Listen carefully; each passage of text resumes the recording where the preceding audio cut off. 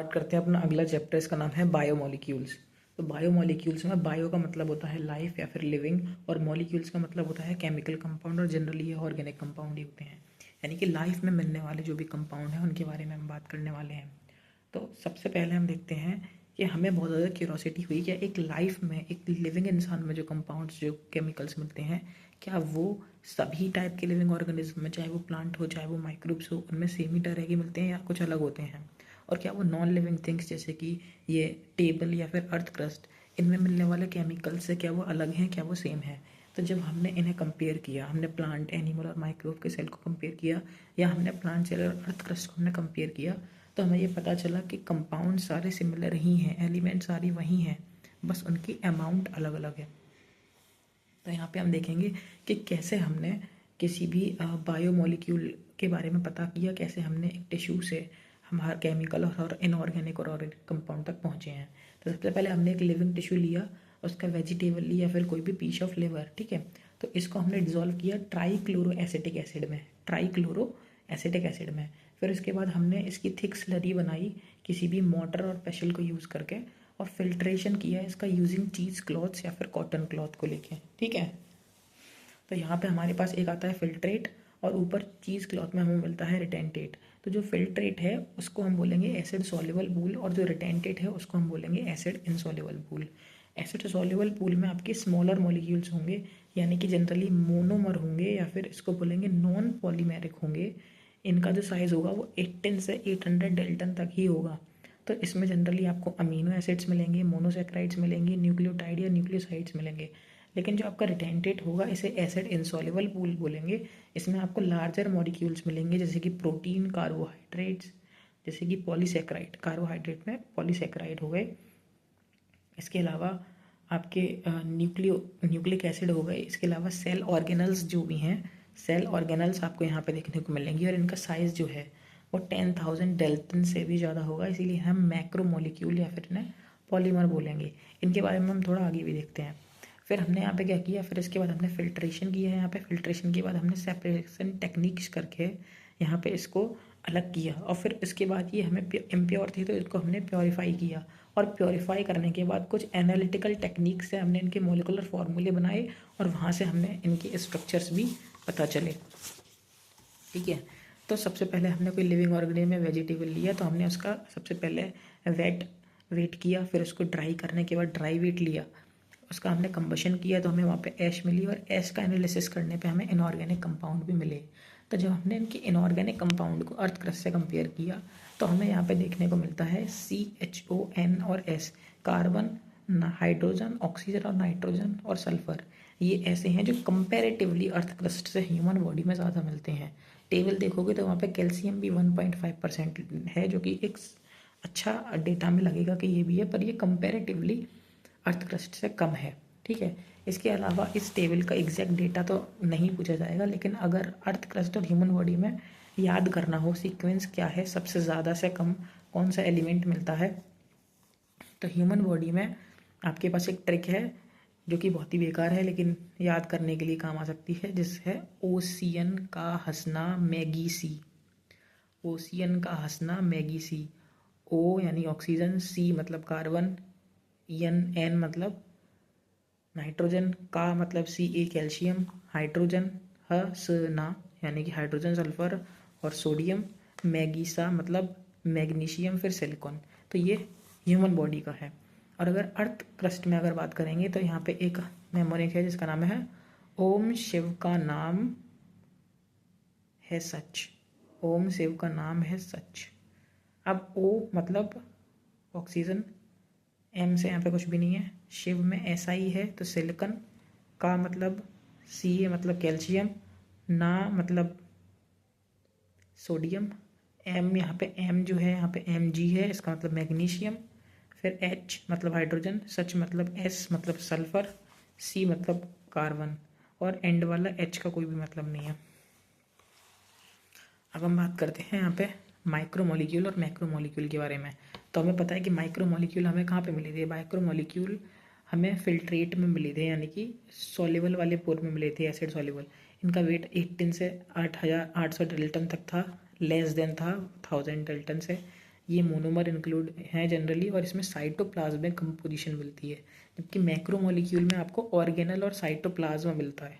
ठीक है, cytoplasmic composition. ठीक है, जैसे कि सारे इनऑर्गेनिक कंपाउंड जो है वो यहाँ पे प्रेजेंट होंगे। ठीक है, इसके अलावा यहाँ पे आपके अमीनो एसिड, मोनोसेक्राइड्स और इसके अलावा न्यूक्लियोटाइड, न्यूक्लियोसाइड्स वगैरह मिलेंगे।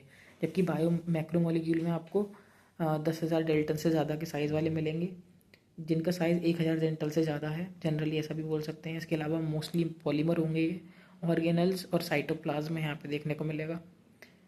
इसके अलावा यहाँ पे आपको प्रोटीन, पॉलीसेकेराइड, न्यूक्लिक एसिड देखने को मिलेंगे। अब इम्पॉर्टेंट बात आती है लिपिड के बारे में। तो लिपिड का साइज़ वैसे तो 800 डेल्टन ही है, लेकिन ये हाइड्रोफोबिक है, इसीलिए ये वेसिकल बना लेता है। वेसिकल बनाने से ये एक बायो मैक्रोमोलिक्यूल जैसा दिखता है, but this is not strictly A bio macromolecule, और ऐसा हम कह सकते हैं कि ये एक बायो माइक्रोमोलिक्यूल है।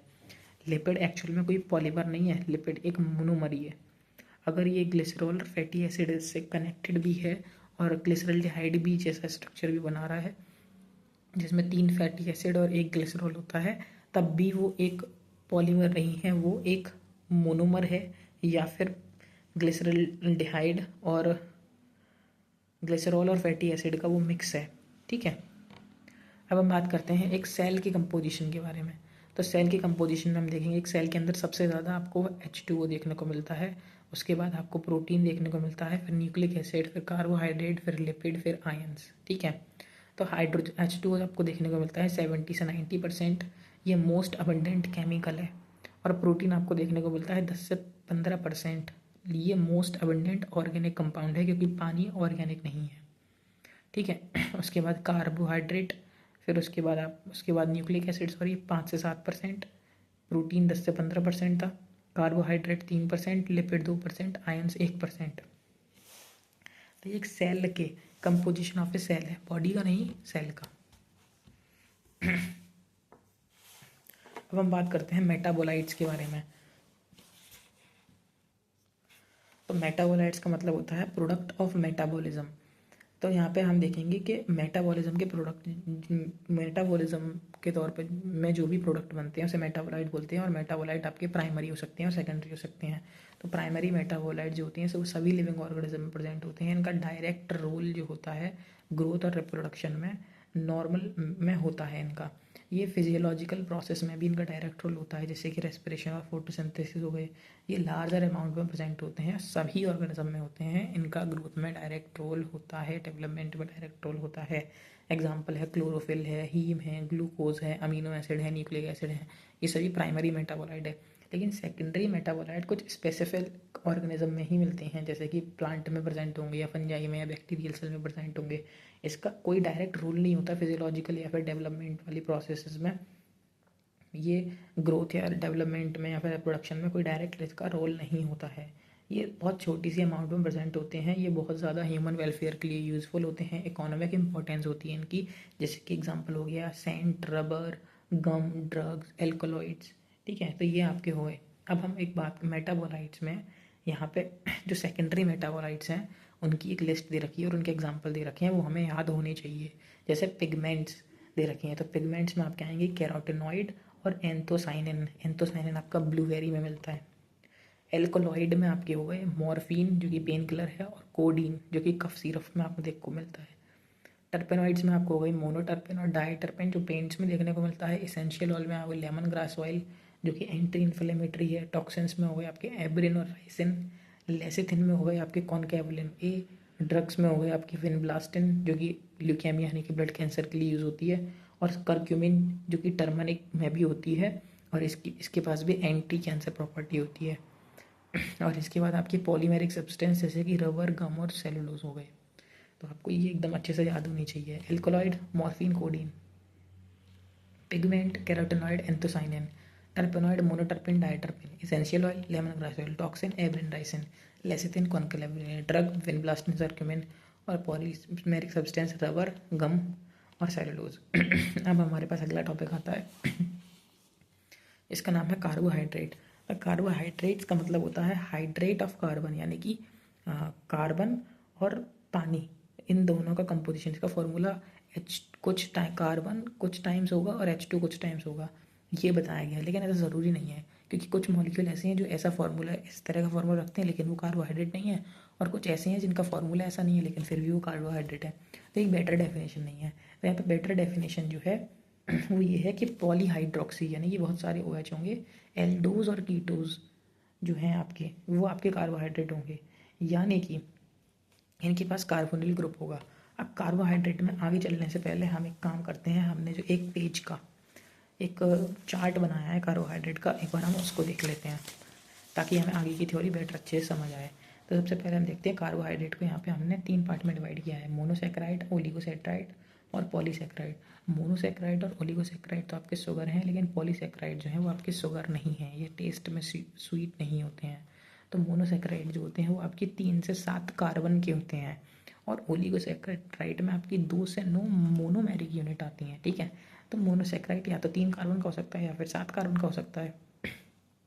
ठीक है, ठीक है। तो अगर आप अपन सबके एक एक एग्जाम्पल देखते हैं, अगर 3 कार्बन का है तो उसे ट्रायोज बोलेंगे, और 4 कार्बन का है तो टेट्रोज, 5 पेंटोज, 6 हेक्सोज और 7 हेप्टोज।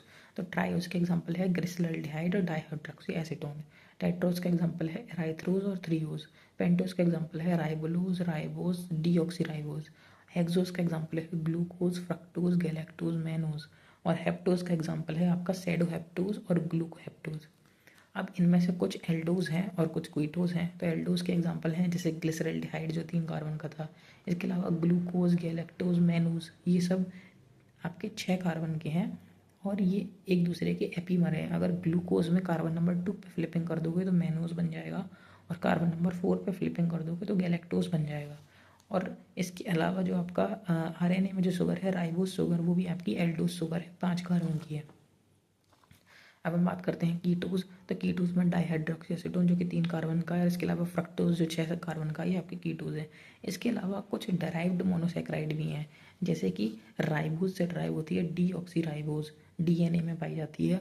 और एक है नाग, यानी कि N एसेटाइल ग्लूकोसामाइन, जो कि काइटिन जिसका पॉलीमर है। ठीक है, अब हम बात करते हैं यहाँ पे इनके जो मोनोमर है, इनके स्ट्रक्चर्स के बारे में। तो ग्लूकोज यहाँ पे 6 कार्बन का एक स्ट्रक्चर है, इसमें कार्बन नंबर 3 जो है उस पर OH आपको लेफ्ट साइड में मिलेगा, बाकी सब में राइट साइड को मिलेगा।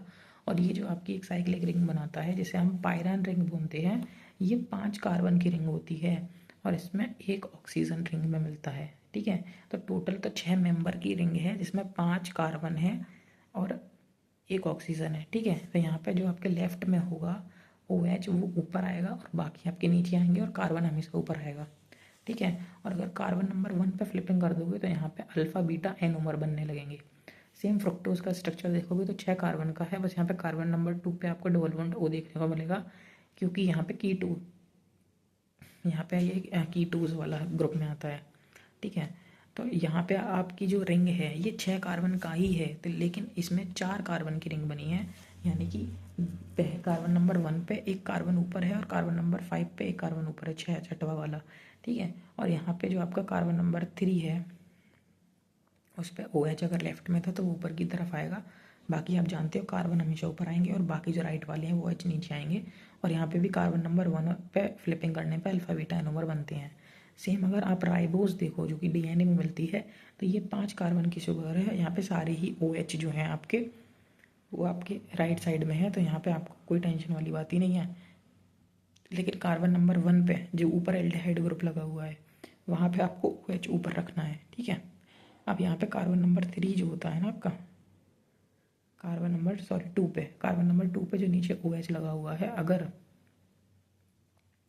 वहाँ पे आपने OH की जगह आपने ऑक्सीजन हटा दिया तो उसको ही हम डीऑक्सीराइबोज बोलने लगेंगे। ठीक है,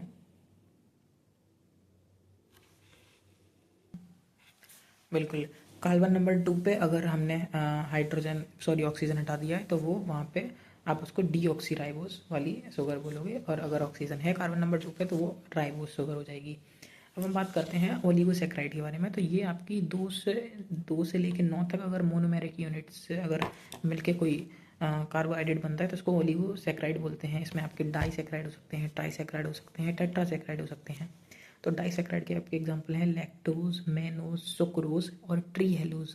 ठीक है, ट्राइसेक्राइड के एग्जांपल हैं रेफिनोज, और टेट्रासेक्राइड का एग्जांपल है स्टैक्योज। तो यहाँ पे आपका एनसीईआरटी में अगर आपको पूछा जाए कि रिड्यूसिंग शुगर कौन सी और नॉन रिड्यूसिंग, तो एनसीईआरटी के अकॉर्डिंग तो सिर्फ आपकी शुगर जो है वो आपकी नॉन रिड्यूसिंग है, क्योंकि बाकी की एग्जाम्पल ही नहीं दी है।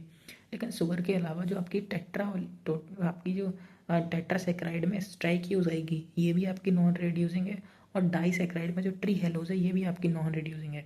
अब हम देखते हैं कि ये जो आपके ओलिगोसेक्राइड हैं ये किस से मिलके बनते हैं, कौन कौन क्या क्या इनके मोनोमर है। तो अगर हम बात करें सबसे पहले लैक्टोज की, तो लैक्टोज जो आपका बनेगा बीटा ग्लूकोज और बीटा गैलेक्टोज से मिलेगा। लेकिन आपका जो मेल्टोज है वो आपका अल्फा ग्लूकोज से बनेगा, 2 अल्फा ग्लूकोज से बनता है आपका मेल्टोज, और लैक्टोज बनता है बीटा ग्लूकोज और बीटा गैलेक्टोज से।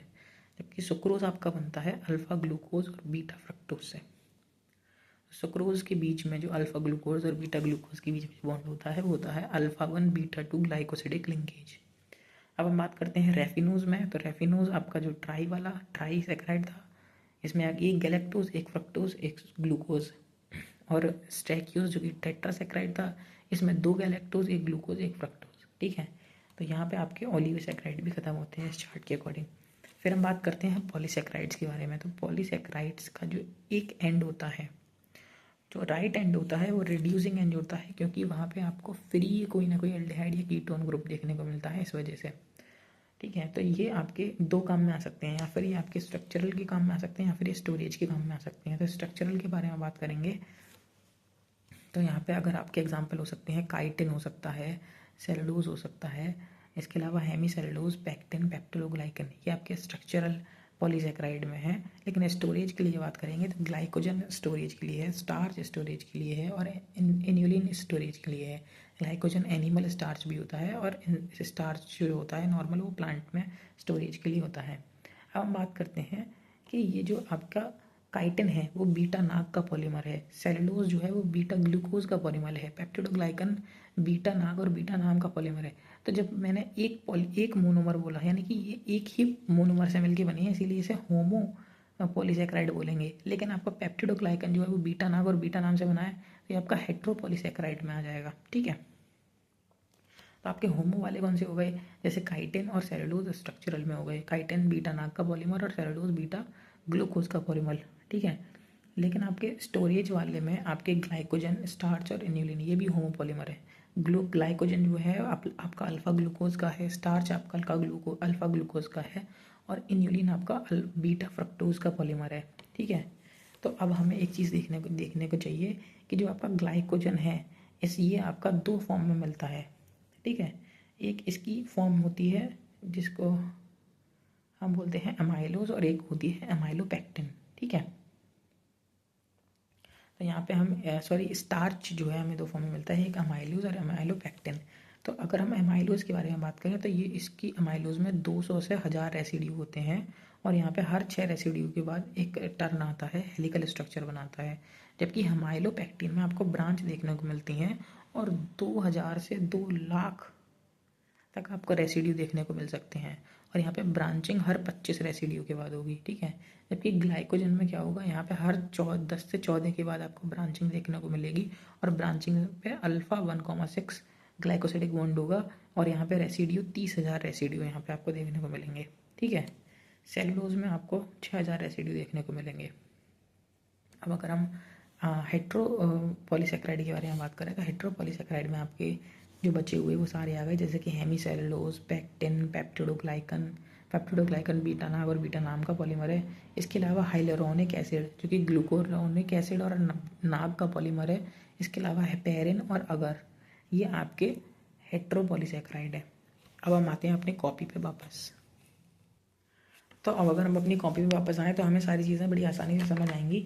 तो हम यहाँ पे देखते हैं कि यहाँ पे लिखा है कि सारे कार्बोहाइड्रेट्स जो होते हैं वो शुगर नहीं होते हैं, जिसकी एग्जांपल है पॉलीसेक्राइड। अब यहाँ पे हमें एल्डोज और कीटोज शुगर देखने को मिलती हैं। तो यहाँ पे आप अगर मोनोसेक्राइड में बात करोगे तो यहाँ पे आपको एल्डोज में देखने को मिलेगा, ठीक है, ग्लिसरल्डिहाइड, ग्लूकोज, गैलेक्टोज, मैनोज, और कीटोज में आपको देखने को मिलेगा डायहाइड्रोक्सी एसीटोन और फ्रक्टोज। इन सभी को सैकराइड भी बोलते हैं, क्योंकि इनका जो कंपोनेंट वाला टेस्ट जो है, बेसिक कंपोनेंट का जो टेस्ट है इनका वो स्वीट है। ठीक है, तो मोनो और ओलिगो तो आपके शुगर है, लेकिन पॉलीसेक्राइड जो है वो आपके शुगर नहीं है। ठीक है, ग्लिसरल्डिहाइड। अब हम यहाँ पे बात करते हैं कि जो ओलिगोसेक्राइड्स हैं उनके एग्जाम्पल हैं आपके लैक्टोज, मेल्टोज, सुक्रोज, और पॉलीसैकेराइड में आपके एग्जाम्पल हैं chitin, cellulose, hemicellulose, pectin, peptidoglycan, glycogen, starch और इन्यूलिन। जिसमें से आपका chitin, cellulose, glycogen, starch, inulin ये आपके होमोपॉलीमर है। अब हम बात करते हैं कार्बोहाइड्रेट्स की। तो कार्बोहाइड्रेट आपके स्मॉलर हो सकते हैं, लार्जर हो सकते हैं। स्मॉलर वाले सॉल्युबल होंगे पानी में, स्वीट होंगे टेस्ट में, जैसे कि मोनोसैकेराइड हो गए और ड्राइव्ड मोनोसैकेराइड हो गए, ठीक है, जैसे कि मैंने बताया एन एसिटाइल ग्लूकोसामाइन और डाईऑक्सीराइबोज। इसके अलावा आपको ओलिगोसैकेराइड जैसे कि मेल्टोज, सुक्रोज, ये आपके स्मॉलर हो गए। लार्जर में आपके इनसॉल्युबल होंगे, ये पानी में स्वीट नहीं होंगे, पॉलीसैकेराइड इसके एग्जाम्पल हैं, और जैसे कि स्टार्च, सेलुलोज और ग्लाइकोजन, ठीक है। तो ये जो है ये सेल की ऑस्मोलैरिटी को इफेक्ट नहीं करते हैं, ठीक है। ये जो है बहुत ही कॉम्प्लेक्स स्ट्रक्चर बनाते हैं, इनका साइज़ ज़्यादा होता है, रिएक्टिविटी कम होती है, स्टेबिलिटी इनकी ज़्यादा होती है। जो पॉलीसैकेराइड होते हैं इनका साइज़ ज़्यादा होता है, रिएक्टिविटी कम, स्टेबिलिटी ज़्यादा होती है, ऑस्मोलैरिटी ऑफ सेल को इफेक्ट नहीं करते हैं, और इनके पास सिर्फ एक सिंगल रिड्यूसिंग एंड होता है, that is the right and, ठीक है। अब हम बात करते हैं मोनोसैकेराइड के बारे में। तो मोनोसैकेराइड जो होते हैं वो मोनोमर होते हैं पॉलीसैकेराइड के, स्मॉलर कार्बोहाइड्रेट होते हैं which can not be hydrolyse further, इनको फर्दर हाइड्रोलाइज नहीं किया जा सकता।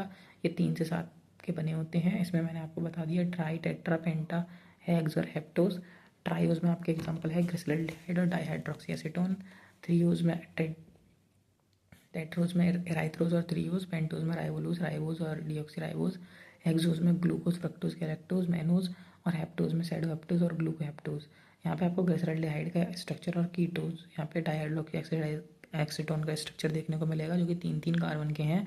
ग्लिसरॉल्डिहाइड आपका एल्डिहाइड वाला है, एल्डोज है, और डाईहाइड्रोक्सी एसीटोन आपका कीटोज वाला ग्रुप में आता है, ठीक है। अगले पेज पे आप आओगे तो आपको ग्लूकोज देखने को मिलेगा, जिसका फॉर्मूला है C6H12O6। तो इसको हम ग्रेप शुगर भी बोलते हैं, कॉर्न शुगर भी बोलते हैं, ब्लड शुगर भी बोलते हैं, ठीक है।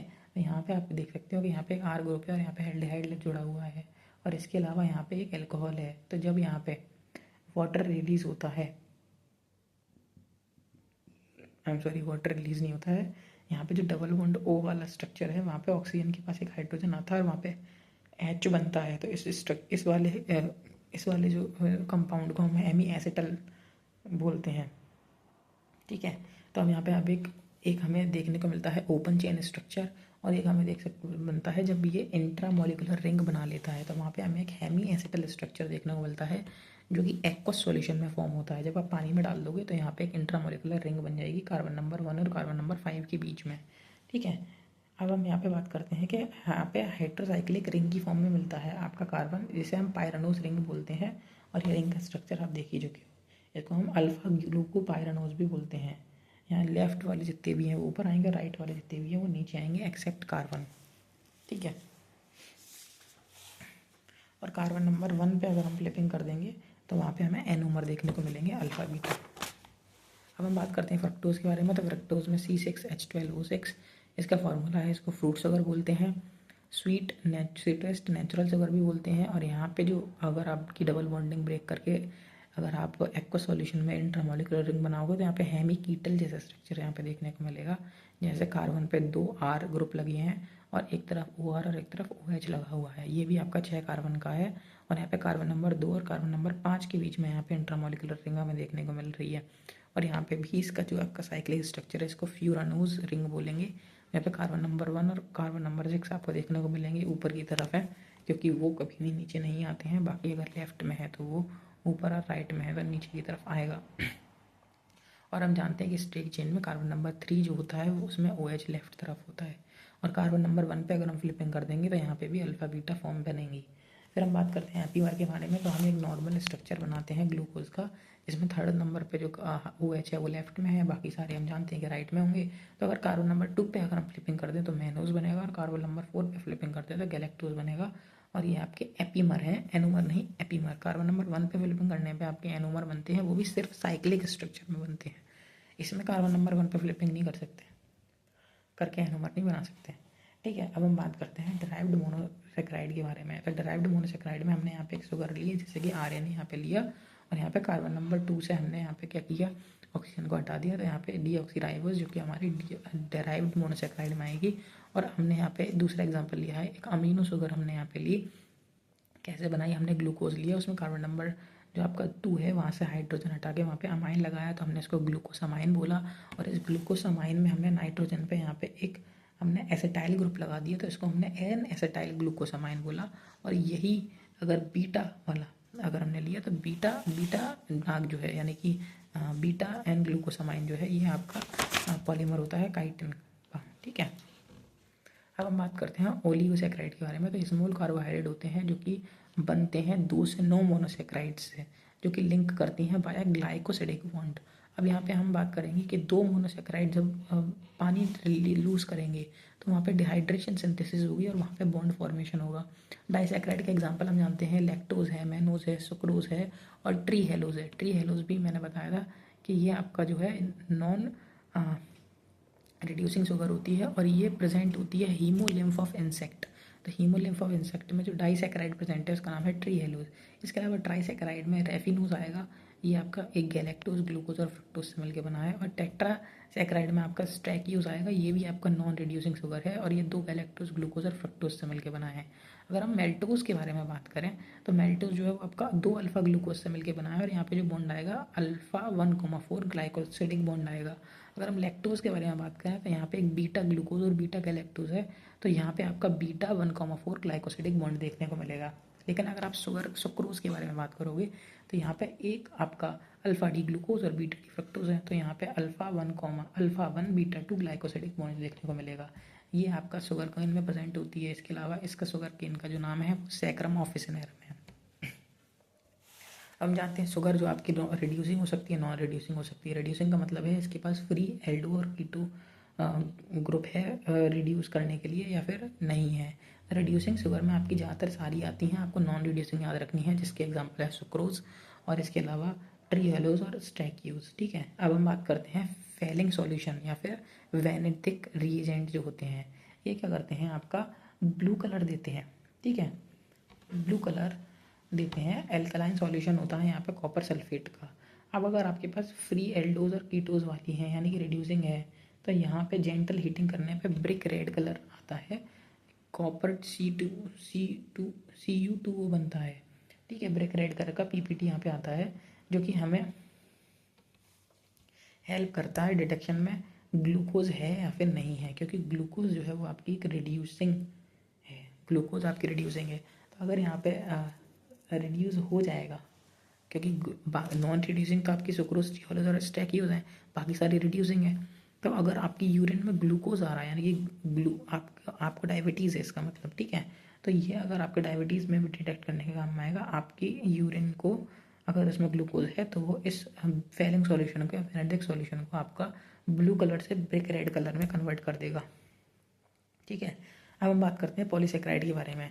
तो यहाँ पे जो पॉलीसैकेराइड जो है ये पॉलीमर ही है मोनोसैकेराइड के और ये भी ग्लाइकोसिडिक बॉन्ड से ही जुड़े हुए हैं।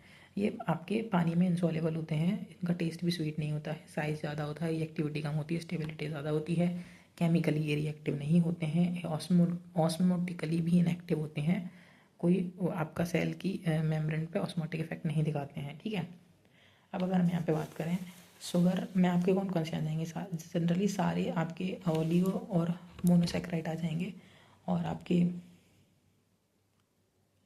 रिड्यूसिंग और नॉन रिड्यूसिंग शुगर के बारे में हमने बात करी थी। तो आपकी रिड्यूसिंग शुगर जो है वो आपकी सुक्रोज, ट्री हेलोज और स्टैक्यूज है। लेकिन पॉलीसैकेराइड जो है ये आपके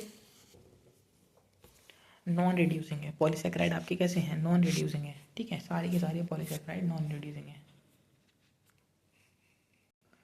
बिल्कुल, तो अब हमने जब रिड्यूसिंग शुगर और नॉन रिड्यूसिंग शुगर देखा था तो वहाँ पे हमने मोनो और ओलिगो में तो हमने याद कर लिए कि जो आपका सुक्रोज होगा, जो ट्री हेलोज होगा, स्टैक्यूज होगा, ये आपके आपके नॉन रिड्यूसिंग होंगे, बाकी सारे आपके रिड्यूसिंग होंगे और सारे के सारे पॉलीसैकेराइड भी आपके नॉन रिड्यूसिंग ही होंगे।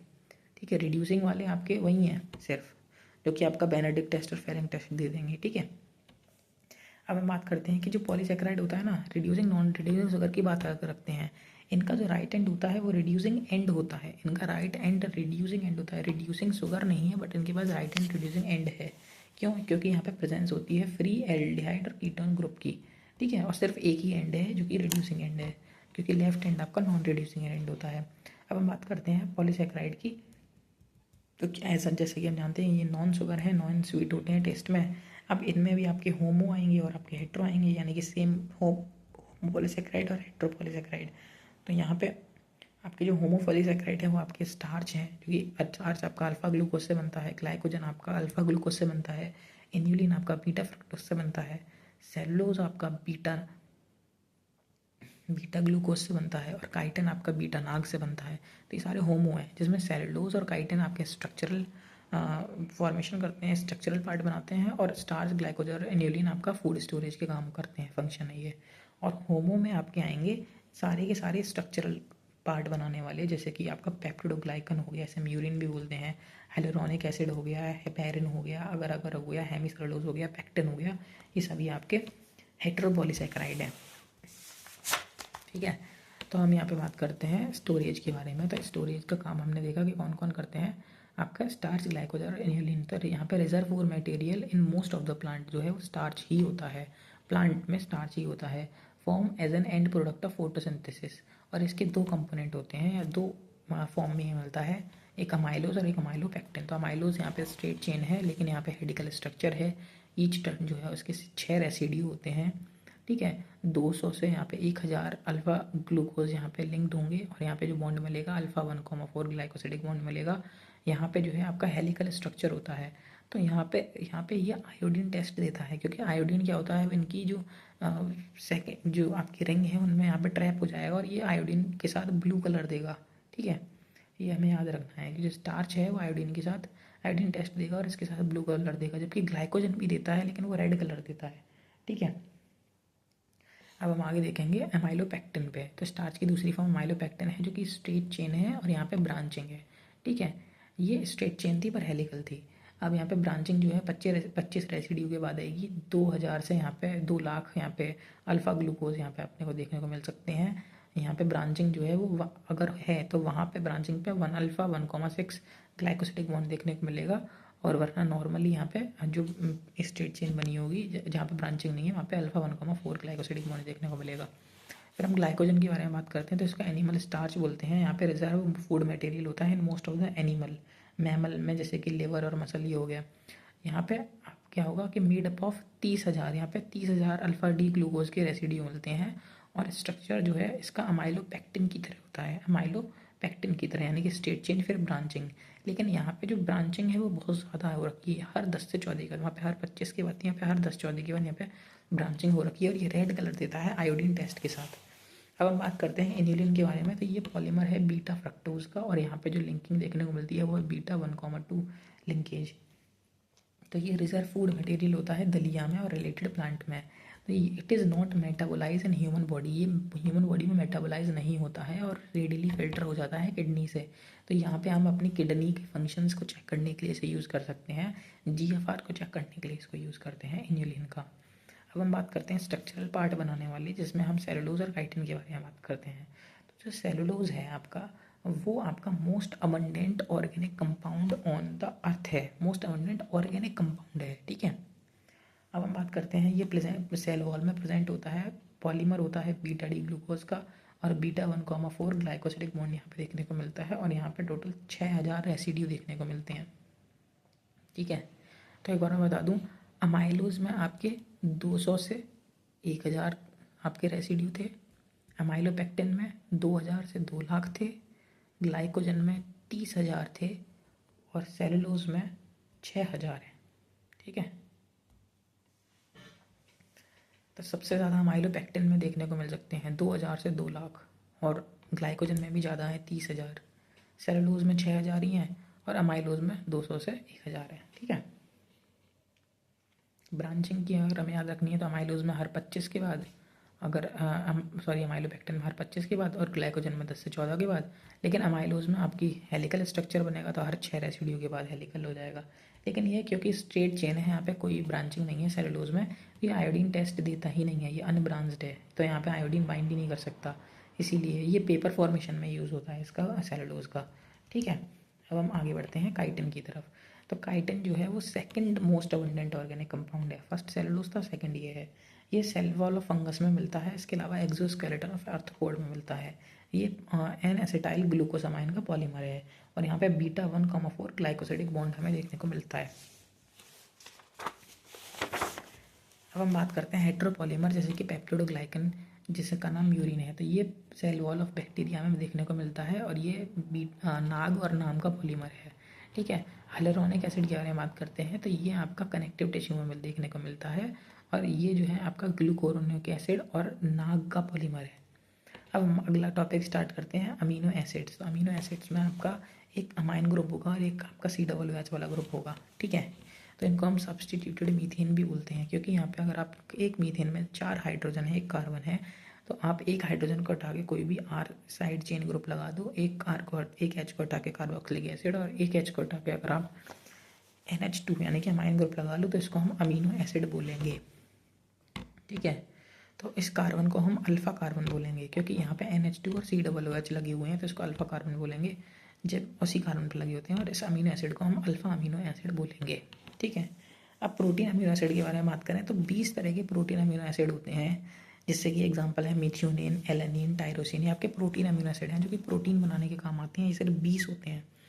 लेकिन नॉन प्रोटीन अमीनो एसिड आपके बहुत सारे होते हैं और ये प्रोटीन बनाने में काम में नहीं आते हैं। इसके एग्जांपल है ऑर्थिनीन, डोपामीन। जी हाँ, डोपामीन नॉन प्रोटीन वाला है, और सेट्रोलिन। ठीक है। अब हम बात करते हैं एसेंशियल अमीनो एसिड के बारे में। तो एसेंशियल अमीनो एसिड के बारे में बात करें तो प्लांट जो है वो हर तरह के अमीनो एसिड सिंथेसाइज करते हैं। ठीक है। एसेंशियल अमीनो एसिड वो हम बोलते हैं कि एनिमल हम उन्हें सिंथेसाइज नहीं कर सकते। ठीक है। सारे के सारे अमीनो एसिड तो हमें वो डाइट में अपने प्लांट के थ्रू लेने पड़ते हैं। तो यहाँ पे हमें याद रखना है PVT, टिम हॉल। तो P से मतलब phenyl aniline, valine, tryptophan, threonine, isoleucine, methionine, हिस्टाडीन, arginine, lysine और ल्यूसिन।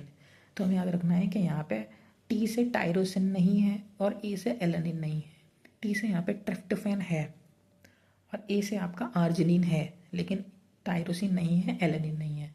इसके अलावा जो आपके हिस्टाडीन और आर्जिनिन है HA, ठीक है, ये आपके सेमी इसेंशियल हैं। यहाँ पे एडल्ट तो सिंथेसाइज कर सकते हैं स्लोली, लेकिन इन्फेंट इन्हें सिंथेसाइज नहीं कर सकते। और जो आपका हिस्टाडीन है ना, इसी का ही अगर डी कार्बोक्सिलेशन कर दो तो यहाँ पे आपका हिस्टामीन बन जाता है। अगर हम नॉन एसेंशियल अमीनो एसिड के बारे में बात करें तो ये ह्यूमन इन्हें सिंथेसाइज कर सकता है नॉन एसेंशियल को, इसीलिए इन्हें बाहर से या डाइट में लेने की ज़रूरत नहीं होती है। इसके एग्जांपल है ग्लाइसिन, एलेनिन और सेरीन। तो अगर आपका अल्फा कार्बन पे सिर्फ हाइड्रोजन लगा हुआ है R ग्रुप की जगह तो वो ग्लाइसिन है, लेकिन अगर यहाँ पे आपका मिथाइल ग्रुप लगा हुआ है तो वो एलेनिल है, और यहाँ पे आपका मिथनॉल लगा हुआ है तो ये आपका सेरीन है। अब यहाँ पे फिजिकल और chemical properties of amino acid के बारे में बात करें तो ये आपका डिपेंड करता है NH2, COOH और R ग्रुप पे। ठीक है। ये आपकी प्रॉपर्टी डिपेंड कर सकती हैं। एसिडिक है यानी कि अगर ज़्यादा COOH वाले ग्रुप है तो एसिडिक है, अगर ज़्यादा वो या फिर वो कम है, अमाइन वाला ज़्यादा है तो बेसिक है, या बराबर है तो न्यूट्रल है। तो एसिडिक में क्या होगा आपका, इनके पास एसिडिक COOH ज़्यादा होंगे, एक्स्ट्रा होंगे, जैसे कि ग्लूटामिक एसिड और एस्पार्टिक एसिड। ठीक है। इसके अलावा अगर हम देखें बेसिक में तो इनके पास अमाइन ग्रुप ज़्यादा होंगे, जैसे कि आर्जिनिन और लाइसिन। और इसके अलावा न्यूट्रल अमीनो एसिड में हमारे पास इक्वल नंबर ऑफ अमाइन और COOH होंगे। इसकी एग्जांपल है ग्लाइसिन, एलेनिन, ल्यूसिन, आइसोल्यूसिन और valine. Glycine, alanine, isoleucine, leucine और वैलिन। जबकि आर्जिनिन और लाइसिन ये बेसिक हैं। ग्लूटामिक एसिड और एस्पार्टिक एसिड के नाम में ही आ रहा है तो वो एसिडिक है। एल्कोहलिक अमीनो एसिड भी होते हैं, इनके पास OH ग्रुप होता है, जैसे कि सेरीन और थ्रियोनिन। ये आपके एल्कोहलिक हैं, सेरीन और थ्रियोनिन। और आपके हाइड्रोसाइक्लिक रिंग वाले भी होते हैं, जिनमें जो एक रिंग जो होती है उसमें 2 तरह के कंपाउंड मिलते हैं। ये आपका प्रोलीन, हाइड्रोप्रोलीन और हिस्टाडीन। अब हिस्टाडीन जो है आपका सल्फर कंटेनिंग नहीं है, लेकिन हाइड्रोसाइक्लिक वाला है। सल्फर कंटेनिंग वाले हैं आपके सिस्टीन, सिस्टेडीन और मिथ्योनिन। मिथ्योनिन, सिस्टीन और सिस्टेडीन ये आपके सल्फर कंटेनिंग है। हिस्टाडीन जो है वो आपका हेट्रोसाइक्लिक वाला है, हिस्टाडीन, प्रोलीन और हाइड्रोक्सीप्रोलीन। अब हम एरोमेटिक अमीनो एसिड के बारे में बात करें तो इसमें आपका है फ्लाइन, एलेनिन, टायरोसिन और ट्रिप्टोफैन। अगर हम ज़्विटरान के बारे में बात करें अमीनो एसिड का, तो अगर pH आपका एसिडिक है, 7 से कम है, तो यहाँ पे होगा क्या कि जो H+ आइंस हैं वो आपके NH3 पॉजिटिव बना लेंगे, तो यहाँ पे नेट +1 का चार्ज आएगा। ठीक है। न्यूट्रल है तो वहाँ पे ज़्विटराइन आपको देखने को मिलेगा, नेट चार्ज 0 होगा। लेकिन अगर बेसिक है तो बेसिक में जो OH- है वो आपका NH2 से आपका सॉरी COOH से H+ ले जाएगा तो वहाँ पे COO- बनेगा, वहाँ पे नेट चार्ज आपको -1 का देखने को मिलेगा। ठीक है। अब अगर हम फंक्शंस ऑफ अमीनो एसिड के बारे में बात करें तो ये बिल्डिंग ब्लॉक होते हैं प्रोटीन के और मोस्ट ऑफ द एंजाइम्स के। तो जैसे आपका टायरोसिन, अगर टायरोसिन के बारे में बात करें तो ये आपको कौन कौन सा हार्मोन बनाता है, ये आपका थायरोक्सिन वाला T4 हार्मोन टायरोसिन से बनता है, एड्रेनालिन और नॉन एड्रेनालिन, इसके अलावा मेनालिन पिगमेंट जो होता है वो भी, और इसके अलावा डोपामीन वाला भी। ठीक है। और ट्रिप्टोफैन के बारे में अगर बात करें तो यहाँ पे मेलाटोनिन हो गया या सेरोटोनिन हो गया, इसके अलावा प्लांट में इंडोल एसिटिक एसिड या ऑक्सिन हो गया, या फिर विटामिन B3 या फिर नियासिन, ये ट्रिप्टोफैन बनाता है। ग्लाइसिन के बारे में बात करें तो ये पोरफायरिन रिंग बनाता है, पोरफायरिन रिंग ऑफ हीम, ये आपका ग्लाइसिन बनाता है। और एनाबोलिक एंटीबायोटिक जो होती हैं जिनके पास नॉन प्रोटीन अमीनो एसिड होते हैं, वो भी आपके अमीनो एसिड का एक फंक्शन है, एंटीबायोटिक जिनके पास नॉन प्रोटीन अमीनो एसिड है। और इसके अलावा अल्फ़ा एमिनेटिन, ये आपका मशरूम पॉइजन होता है, ये भी पेप्टाइड होता है। ठीक है। अब हम बात करते हैं पेप्टाइड बॉन्ड के बारे में। तो ये दो अमीनो एसिड जो होते हैं जब आपस में जुड़ते हैं तो एक पेप्टाइड बॉन्ड बनाते हैं, और यहाँ पे वाटर जो है डिहाइड्रेशन होता है, पानी निकलता है। जैसे कि ग्लाइसिन और एलेनिन ने डिहाइड्रेशन करके बॉन्ड बनाया, तो यहाँ पे आपको देखने को मिलेगा एक टर्मिनल आपका C टर्मिनल होगा, एक टर्मिनल आपका N टर्मिनल होगा, हमेशा जब भी एक प्रोटीन बनेगा। ठीक है। पेप्टाइड बॉन्ड क्रिएट होगा। अब हम बात करते हैं प्रोटीन के बारे में। तो प्रोटीन जो है वो आपका बायो मैक्रोमोलिक्यूल है, जो कि आपको रेटेंटेड में मिला था, ये पॉलीमर है अमीनो एसिड का। ठीक है। अब हम बात करते हैं ये एक और एक से ज़्यादा पॉलीपेप्टाइड चेन से मिलकर बना होता है। ठीक है। एज अ सब यूनिट यहाँ पे काम करती हैं, इसको मल्टीमेरिक इन नेचर बोलते हैं। ठीक है। प्रोटीन हमेशा हेट्रोपॉलीमर होगा, कभी भी एक होमोपॉलीमर नहीं हो सकता। अब अगर प्रोटीन में बात करें तो कोलेजन जो है वो मोस्ट अबंडेंट प्रोटीन है एनिमल वर्ल्ड में, most abundant protein animal world में कोलेजन है। और अगर आप प्लांट वर्ल्ड में बोलोगे या होल बायोस्फीयर में बोलोगे तो वो रिवस्को है, पूरे बायोस्फीयर में रिवस्को है, एनिमल वर्ल्ड में आपका कोलेजन है। और अगर मोस्ट अबंडेंट ऑर्गेनिक कंपाउंड के बारे में बात करोगे तो वो सेलुलोज है, सेकंड वाला काइटिन है। ठीक है। और अगर आपका मोस्ट अबंडेंट स्ट्रॉइड के बारे में बात करोगे तो वो आपका कोलेस्ट्रॉल है ह्यूमन बॉडी के अंदर। अब हम बात करते हैं स्ट्रक्चर ऑफ प्रोटीन के बारे में। तो प्रोटीन का आपका प्राइमरी स्ट्रक्चर हो सकता है, सेकेंडरी स्ट्रक्चर हो सकता है alpha helix, beta pleated sheet, या फिर ट्रिपल हेलिकल स्ट्रक्चर हो सकता है, टर्सरी स्ट्रक्चर हो सकता है जो कि मेजरली एंजाइम्स जिस फॉर्म में होते हैं, और इसके अलावा क्वाटरनरी स्ट्रक्चर भी हो सकता है। एक करके हम सारे स्ट्रक्चर देखते हैं। तो यहाँ पे प्राइमरी स्ट्रक्चर में क्या होगा, यहाँ पे एक लीनियर और स्पेसिफिक सीक्वेंस होगा अमीनो एसिड का जो कि अरेंज कर रखा होगा इन्होंने अपने आप को पॉलीपेप्टाइड चेंज में, एक स्टेट चेंज देखने को मिलेगी। यहाँ पे आपको फ्री C टर्मिनल देखने को मिलेगा और एक यहाँ पे आपको N टर्मिनल देखने को मिलेगा। तो ये आपको पोजिशनल इन्फॉर्मेशन दे देगा अमीनो एसिड की, कि पहला फिर सेकंड फिर उसके बाद कौन सा अमीनो एसिड कहाँ पे है। सेकंड ये इस फॉर्म में स्टेबल नहीं होगा तो ये आपका सेकेंडरी स्ट्रक्चर बनाएगा। जो प्रोटीन एक thread does not exist as a extended rigid rod की फॉर्म में ऐसे एग्जिस्ट नहीं करता, तो ये एक हेलिक्स फॉर्म बनाता है या फिर एक शीट लाइक स्ट्रक्चर बनाता है। ठीक है। तो अब यहाँ पे अल्फा हेलिक्स के बारे में बात करते हैं। तो यहाँ पे एक प्रोटीन जो है वो आपको कॉइल करेगा, स्पाइरिकली रिवॉल्व करेगा स्टेयर केस की तरह।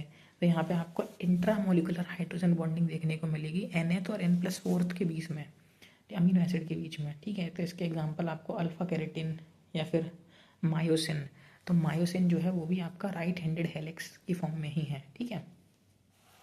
अब हम बात करते हैं बीटा प्लेटेड सीच वाले स्ट्रक्चर की। तो यहाँ पे आपकी पॉलीपेप्टाइड चेन जो है वो फोल्ड हो जाएंगी by using a strong intermolecular hydrogen bonding. वहाँ पे इंट्रा थी, यहाँ पे इंटरमोलिक्यूलर हाइड्रोजन बॉन्डिंग है to form a pleated sheet structure. अब यहाँ पे आपका पैरेलल भी हो सकती है और एंटी पैरेलल भी हो सकती है, यानी कि दोनों NN और CC एक तरफ हो सकते हैं या फिर एक NC एक तरफ CN हो सकता है। और यहाँ पे इंटरमोलिकुलर हाइड्रोजन बॉन्डिंग देखने को मिलेगी। तो पैरेलल वाले में आपका एग्जांपल है फाइब्रोइन प्रोटीन ऑफ सिल्क, और आपके एंटी पैरेलल में आपका बीटा कैरोटीन। ठीक है। इसके अलावा एक और आपको जो आपका सेकेंडरी स्ट्रक्चर है वहाँ पे एक और आपका टाइप का फॉर्म देखने को मिलती है जो कि ट्रिपल हेलिक्स है, जो कि कॉलेजन में GN रामचंद्रन ने बताया था जिसके बारे में। तो यहाँ पे आपकी ट्रिपल हेलिक्स देखने को मिलेगा, यहाँ पे भी हाइड्रोजन बॉन्डिंग देखने को मिलेगी, और ये स्टेबलाइज होती है बाई प्रोलिन और हाइड्रोक्सी प्रोलिन से। फिर हम आते हैं टर्सरी स्ट्रक्चर के बारे में। तो एक पॉलीपेप्टाइड जो होता है, एक पॉलीपेप्टाइड की जो चेन होती है वो फोल्ड करती है अपने आप को एक upon itself like a hollow woollen ball, जैसे कि मायोग्लोबिन हो गया। तो मैनी टाइप ऑफ बॉन्ड यहाँ पे प्रेजेंट हो सकते हैं टर्शियरी स्ट्रक्चर में, hydrogen bonding, in ionic bonding, ventral bonding, disulphide bridges और हाइड्रोफोबिक इंट्रा यहाँ पे हाइड्रोफोबिक यहाँ पे इंट्रैक्शंस भी आपको देखने को मिल सकते हैं। ये आपका एक 3D व्यू देता है प्रोटीन का, और ये एक इम्पॉर्टेंट बायोलॉजिकल एक्टिविटी शो करता है प्रोटीन की यहाँ पे, ठीक है। तो यहाँ पे आपके अमीनो एसिड हैं, यहाँ पे अमीनो एसिड रेसिड्यू जो हैं आपके, वो एक इस तरह की एक स्ट्रक्चर बना लेंगे टर्सरी, वहाँ पे आपको एक एक्टिव साइट देखने को मिलेगी, और ये हमें एंजाइम्स जनरली इस फॉर्म में देखने को मिलती हैं, ठीक है। अब हम बात करते हैं क्वाटरनरी स्ट्रक्चर के बारे में। तो ये आपका प्रोटीन जो है, जो अपनी ही सब यूनिट से मिलके बना है, एक या एक से ज़्यादा सब यूनिट से मिलके बना है, वो क्या करेगा, पॉलीपेप्टाइड वो अपनी ही प्राइमरी, सेकेंडरी और टर्सरी स्ट्रक्चर को छोड़ के वो क्वाटरनरी स्ट्रक्चर पे आएगा। वो क्या करेगा, protein made up of one और more sub unit polypeptide chain leaving its own primary, secondary and tertiary structure, और this structure provide specific geometry to the protein. तो जो चौथा स्ट्रक्चर है वो क्वाटरनरी स्ट्रक्चर है, ये आपकी एक स्पेसिफिक ज्योमेट्री दे देगा उस प्रोटीन को। तो इसका एग्जांपल है आपका हीमोग्लोबिन, जिसमें 2 अल्फा और 2 बीटा चेन होती हैं। यहाँ पे हमारा अमीनो एसिड्स और प्रोटीन वाला टॉपिक खत्म होता है। अब हम स्टार्ट करते हैं न्यूक्लिक एसिड्स के बारे में। तो ये जो आपका न्यूक्लिक एसिड है, ये आपका एक मैक्रोमोलिक्यूल है, ये भी आपका रिटेन डेट में मिला था। तो ये आपका जो न्यूक्लिक एसिड है, ये पॉलीमर है न्यूक्लियोटाइड का, और एक न्यूक्लियोटाइड आपका पेंटोस शुगर, नाइट्रोजनस बेस और फॉस्फेट ग्रुप से मिलकर बनता है। तो फॉस्फेट ग्रुप, और अगर आपका फॉस्फेट ग्रुप जब आपका न्यूक्लियोसाइड में जुड़ता है तब उसको न्यूक्लियोटाइड बोलते हैं, और न्यूक्लियोसाइड जो है वो फॉस्फेट और नाइट्रोजनस बेस के बॉन्ड को बोलते हैं। तो सबसे पहले समझते हैं नाइट्रोजनस बेस क्या है। तो नाइट्रोजनस बेस आपके दो तरह के कंपाउंड, दो तरह के स्ट्रक्चर्स में देखने को मिलते हैं, प्यूरिन और पायरिमिडिन, ठीक है। दो तरह के नाइट्रोजनस बेस टाइप के होते हैं। तो प्यूरिन में आपका आएगा ए और जी, यानी कि एडेनिन और ग्वानिन, और आपके पायरिमिडिन में आएंगे यू, टी और सी, ठीक है, यानी कि यूरेसिल, थाइमिन और साइटोसाइन, ठीक है। तो एडेनिन, अब यहाँ पे हमें सबसे पहले देखते हैं प्यूरिन में। तो प्यूरिन में आपको 9 मेंबर की एक रिंग देखने को मिलेगी, और यहाँ पे 1, 3, 7, 9 पोजीशन पे आपके नाइट्रोजन होगा, और यहाँ पे नेमिंग एंटी क्लॉकवाइज होगी। जबकि प्राइमरीडीन में आपकी 6 मेंबर की रिंग होगी, और 1 और 3 पोजीशन पर नाइट्रोजन देखने को मिलेगा, और यहाँ पे नेमिंग आपकी क्लॉकवाइज होगी, ठीक है। तो अब यहाँ पे हम बात करते हैं प्यूरिन के बारे में। तो हम नेम देख लेते हैं। एडेनिन का नाम है 6 अमीनो प्यूरिन, ग्वानिन का नाम है 2 अमीनो 6 ऑक्सो प्यूरिन। अब हम बात करते हैं पायरिमिडिन के बारे में। तो साइटोसिन का नाम है 4 अमीनो 2 ऑक्सो पायरिमिडिन, यूरेसिल का नाम है 2,4 डाई ऑक्सो पायरिमिडिन, और ये सिर्फ आपका आरएनए में मिलता है, और थाइमीन सिर्फ आपका डीएनए में मिलता है। इसका नाम है 5 मेथाइल 2,4 डाई ऑक्सोपायरिमिडीन। तो जो आपने थाइमीन और यूरेसिल का नाम देखा होगा, तो इसमें बस यूरेसिल में 5 मेथाइल एक्स्ट्रा लगा हुआ है, तो इसको 5 मेथाइल यूरेसिल भी बोलते हैं। यूरेसिल का नाम है 2,4 डाई ऑक्सोपायरिमिडीन, और इसका नाम है 5 मेथाइल 2,4 डाई ऑक्सोपायरिमिडीन। साइटोसिन का नाम था 4 अमीनो 2 ऑक्सोपायरिमिडीन, ठीक है। तो यहाँ इसको अगर आप देखना चाहो तो एक बार ध्यान से देख लेना, वरना बहुत ज़रूरी नहीं है कि यहाँ से क्वेश्चन आएगा।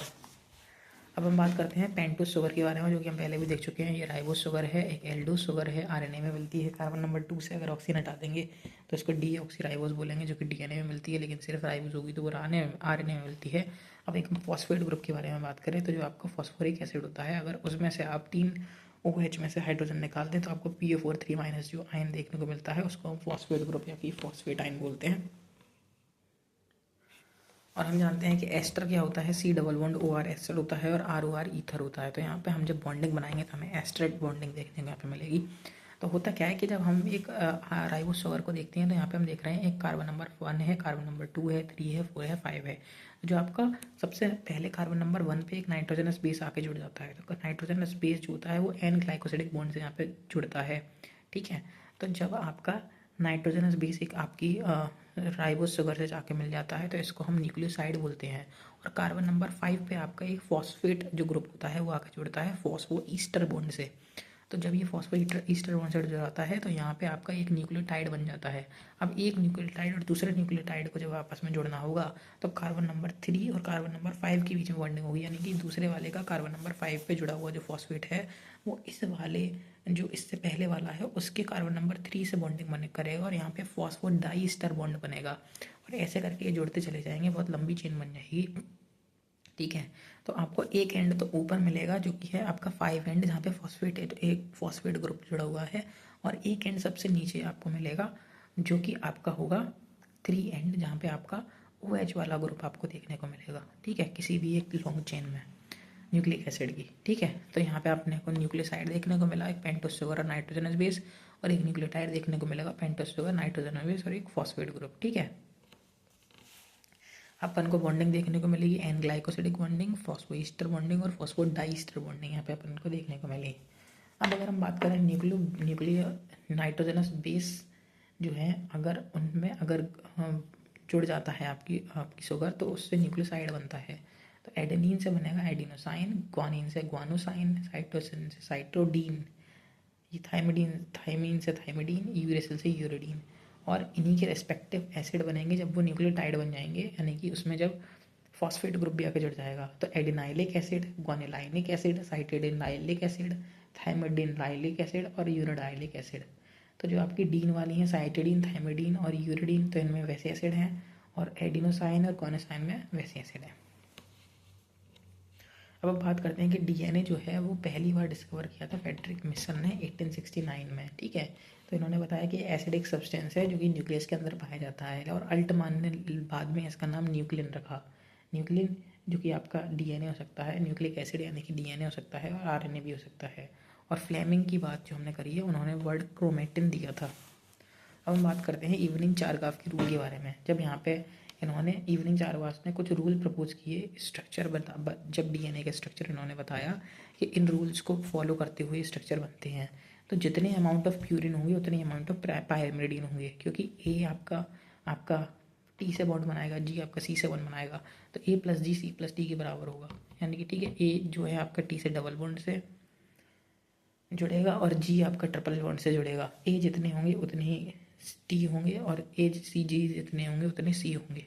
ठीक है, शुगर और फॉस्फेट जो है वो भी हमेशा इक्वल प्रोपोर्शन में ही होंगे, क्योंकि आपके जो न्यूक्लियोटाइड, बहुत सारे न्यूक्लियोटाइड है, और हर न्यूक्लियोटाइड में एक ही शुगर है, एक ही फॉस्फेट है, एक ही नाइट्रोजनस बेस है। तो जितने शुगर उतने फॉस्फेट, ठीक है, उतने नाइट्रोजनस बेस। अब हम बात करते हैं बेस रेशियो के बारे में। तो A plus T upon G plus C, A T के साथ बॉन्डिंग बना रहा है, जी सी के साथ बॉन्डिंग बना रहा है, और ये को जोड़ के रेशियो निकाला है। तो ये रेशियो एक स्पीसी के लिए हमेशा सेम रहेगा, अलग अलग स्पीसी के लिए अलग हो सकता है, ये भी एक रूल है। और इसके अलावा यहाँ पे आरएनए जो है ये आपके इवनिंग चारगाफ के रूल को फॉलो नहीं करता है, ये सिंगल स्टैंडर्ड होता है, कॉम्प्लीमेंट्री नहीं होता है। ठीक है, अब हम बात करते हैं वाटसन और क्रिक की डबल हेलिक्स स्ट्रक्चर के बारे में डीएनए के। तो हम यहाँ पे बी डीएनए के बारे में बात करने वाले हैं, क्योंकि डीएनए कई तरह के हो सकते हैं, A DNA, B DNA, C DNA, D DNA, Z DNA. तो ए डीएनए 11 बेस पेयर का होता है, बी डीएनए 10 बेस पेयर का होता है, सी 9 का होता है, डी 8 का होता है, जेड 12 का होता है। ठीक है, तो जेड डीएनए जो है वो आपका लेफ्ट हैंडेड हेलिक्स है, लेकिन आपका ABCD वाले राइट हैंडेड हेलिक्स है। तो हम जिस डीएनए के बारे में बात कर रहे हैं वो बी डीएनए है, उसमें 10 बेस पेयर एक टर्न का, यानी 10 बेस पेयर की एक पिच है उसकी, और वो राइट हैंडेड हेलिक्स बनाया हुआ है उसने। तो डीएनए जो है वो made up of 2 polynucleotide chain से मिल रहा है, जो कि एक दूसरे से एंटी पैरेलल हैं, एक दूसरे से, एक 5' 3' है तो एक 3' है। हम जानते हैं जो 5' वाला है वहाँ पे आपको एक फॉस्फेट ग्रुप देखने को मिलेगा, 3' वाले में आपको OH देखने को मिलेगा। ठीक है, अब यहाँ पे 2 स्टैंड जो हैं वो उन्होंने do not coiled upon it self but the double helix coiled upon it self. ठीक है, वो एक दूसरे के ऊपर क्वाइल नहीं है, बट वो डबल है, वो एक दूसरे से ऐसे करके बॉन्डिंग उन्होंने सही बनाई है। अभी जो बॉन्डिंग करने के बाद एक जो सीढ़ी बन गई, इस सीढ़ी ने कॉइल किया है, वो एक दूसरे के ऊपर कॉइल नहीं है, but the double helix coil upon it self like a revolving staircase. ठीक है, और जो बेस जो है वो स्टेप्स बना रहे हैं, और बैकबोन जो है वो फॉर्म ए रेलिंग। ठीक है, अब यहाँ पे जो शुगर और फॉस्फेट, शुगर यहाँ पे ऐसे आपको देखने को मिलेगा, sugar phosphate sugar phosphate sugar, और बीच में आपको बॉन्ड देखने को मिलेंगे, बेस पेयर के बीच में हाइड्रोजन बॉन्ड। और जो बैकबोन आपकी, ये आपकी शुगर फॉस्फेट शुगर की आपको बैकबोन देखने को मिलेगी। ठीक है, बेसिस जो है वो आर परपेंडिकुलर हैं बैकबोन के, और इनसाइड की तरफ फेस कर रहे हैं। एक पिच जो है वो आपकी 10 बेस पेयर की है, ठीक है। जो डीएनए की विद जो है वो 2 नैनोमीटर यानी कि 20 एंगस्ट्रॉम की है, और ए ने टी के साथ डबल बॉन्ड बनाया है और जी ने सी के साथ ट्रिपल बॉन्ड बनाया है और हाइड्रोजन बॉन्डिंग है। 2 बेस पेयर की जो डिस्टेंस है बीच की वो 0.34 नैनोमीटर यानी कि 3.4 एंगस्ट्रॉम है। और इसकी पिच जो है वो अगर आप देखोगे हेलिक्स की, तो कंप्लीट टर्न जो है हेलिक्स का वो आपका 10 बेस पेयर के पास आता है। तो यहाँ पे एक पूरी पिच की जो आपकी हो गई वो आ गई 3.4 नैनोमीटर यानी कि 34 एंगस्ट्रॉम। अब हम बात करते हैं टाइप ऑफ आरएनए के बारे में। तो आरएनए में आपकी राइबोस शुगर होती है, ठीक है। तो यहाँ पे अगर आपने राइबोस शुगर पे दूसरे नंबर पे OH की जगह O हटा दिया तो उसको डीऑक्सीराइबोस बोलेंगे, लेकिन राइबोस शुगर में दूसरे नंबर पे एक OH ग्रुप होता है, ठीक है। यूरेसिल जो है उसकी जगह पे अगर आप थाइमिन की जगह पे अगर आप यूरेसिल लगा लो तो वो आपके आरएनए बन जाता। आरएनए में आपको वो वाला नाइट्रोजनस बेस देखने को मिलेगा, यूरेसिल वाला, ठीक है। आरएनए में आपके 3 तरह के यहाँ पे हैं, rRNA, mRNA, tRNA। तो rRNA जो है वो राइबोसोमल आरएनए है, मोस्ट अबंडेंट है, 80% है, प्रोटीन सिंथेसिस में हेल्प करता है। mRNA मैसेंजर आरएनए है, ये मैसेज होता है इसके पास as a message in form of codon, और ये सिंथेसाइज करता है प्रोटीन, ठीक है, ठीक है। अब हम टीआरएनए के बारे में बात करें तो इसे ट्रांसफर आरएनए या फिर एडेप्टर आरएनए भी बोलते हैं। ये 10% होते हैं, 10 से 15% होते हैं, स्मॉलेस्ट होते हैं। इसका 2D अगर देखोगे स्ट्रक्चर तो क्लोवर लीफ की तरह दिखेगा, और 3D देखोगे तो इन्वर्टेड एल शेप की तरह दिखेगा, ठीक है। और ये आपका अमीनो एसिड लेके जाते हैं साइटोप्लाज्म से उस वाली साइट पे जहाँ पे प्रोटीन सिंथेसिस हो रही है, टीआरएनए। तो यहाँ पे हमारा न्यूक्लिक एसिड भी खत्म होता है। अब हम देखते हैं लिपिड्स को। तो लिपिड्स को सबसे पहले हम देख लेते हैं अपने उस वाले चार्ट से, और फिर उसके बाद हम जब लिपिड पढ़ेंगे तो हमें बहुत आसानी होगी। तो इस चार्ट में मैंने लिपिड के बारे में लिखा है कि लिपिड कोई पॉलीमर नहीं है, ये फैटी एसिड भी हो सकते हैं, ये ग्लिसरॉल भी हो सकते हैं, और ये इसका मिक्स भी हो सकते हैं।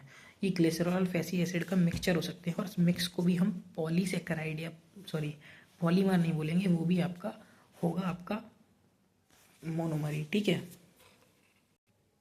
तो आपके लिपिड की जो सिंपल फॉर्म है या तो ये ग्लिसरॉल हो सकते हैं या फिर ये फैटी एसिड हो सकते हैं, और मोस्ट कॉमन टाइप का जो आपका लिपिड है वो है ट्राइग्लिसराइड। जो ट्राइग्लिसराइड है वो आपका 3 फैटी एसिड और ग्लिसरॉल की जब बॉन्डिंग होती है इसमें से पानी निकलता है और यहाँ पे एस्टर बॉन्ड बनता है, तब आपका ये मोस्ट कॉमन लिपिड जिसका नाम है ट्राइग्लिसराइड यहाँ पे बनता है। ये कोई पॉलीमर नहीं है, ये एक मिक्स है। तो आप सबसे पहले देखते हैं ग्लिसरॉल और फैटी एसिड क्या है। तो ग्लिसरॉल 3 कार्बन का है और तीनों कार्बन पे आपने OH लगा रखे हैं, यानी कि ट्राई हाइड्रोक्सी प्रोपीन है ग्लिसरॉल, एक एल्कोहल है, ठीक है। यहाँ पे कोई भी एसिडिक बॉन्ड नहीं है। और फैटी एसिड में क्या होगा, आपका कार्बोक्सिलिक एसिड ही है ये, और यहाँ पे एक R ग्रुप है, और ये R ग्रुप 1 से लेके 19 कार्बन का हो सकता है, यानी कि टोटल यहाँ पे 2 से लेके 20 कार्बन हो सकते हैं अगर हम COOH वाले कार्बन को भी इंक्लूड करें तो, ठीक है। ये हमेशा अनब्रांच होगा, ठीक है। अब हम बात करते हैं कि लिपिड जो होते हैं वो आपके सिंपल हो सकते हैं, कंपाउंड हो सकते हैं, ड्राइव्ड हो सकते हैं। सिंपल यानी कि ट्रू या फिर न्यूट्रल। इसमें आपका एक तो ट्राइग्लिसराइड आ गया है, ठीक है। जैसे कि इसमें हम 2 पार्ट में डिवाइड कर देंगे आगे चल के, फैट और ऑयल में। अगर वो एनिमल में है तो फैट है, और प्लांट में है तो ऑयल है। अगर वो सैचुरेटेड हैं तो वो फैट हैं, और वो अनसैचुरेटेड हैं तो ऑयल हैं, वो हम आगे देखेंगे। लेकिन ये आपकी ट्राइग्लिसराइड वाले इसमें ही आएंगे सिंपल में, ठीक है। इसके अलावा वैक्स हो गई आपकी। जो वैक्स होता है ना, ये आपका फैटी एसिड और बहुत ज़्यादा हाई मॉलिकुलर वेट वाले अल्कोहल होते हैं, उनसे मिलके बनता है। जैसे कि बीज वैक्स का एग्जांपल है। बीज वैक्स जो होता है आपका पाल्मेटिक एसिड और एक आपका ये C30H61OH से मिलके बना है ये।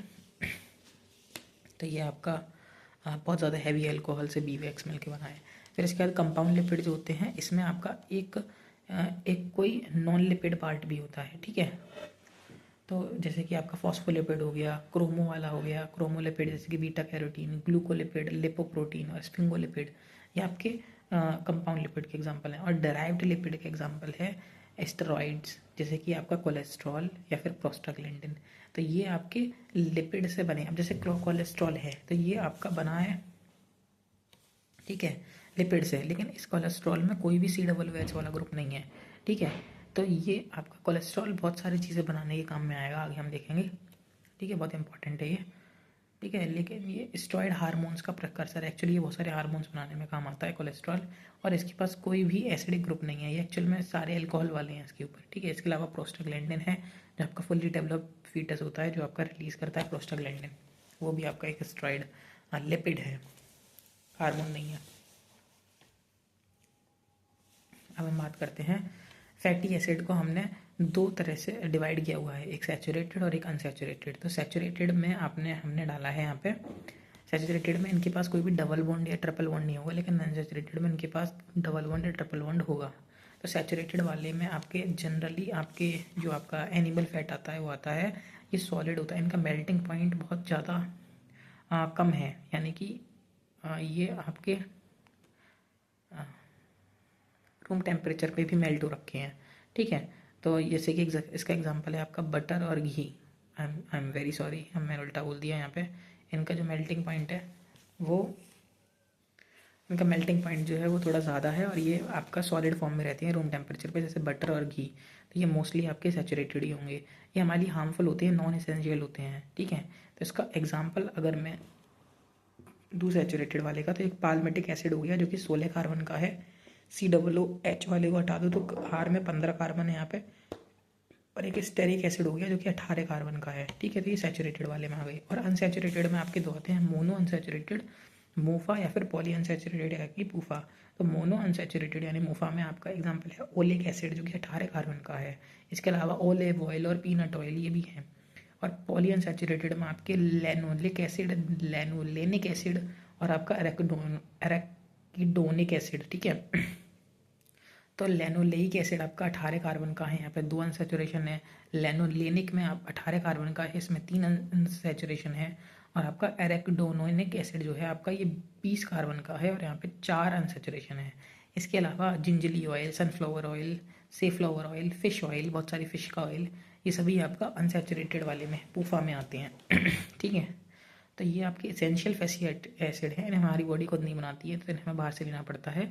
ये मोस्टली आपके अनसैचुरेटेड ही होते हैं, और ये रूम टेम्परेचर पे भी लिक्विड रहते हैं, इनका मेल्टिंग पॉइंट बहुत कम होता है। अब ये हम एक बार कॉपी से देख लेते हैं तो हमारा लिपिड अच्छे से खत्म हो जाएगा।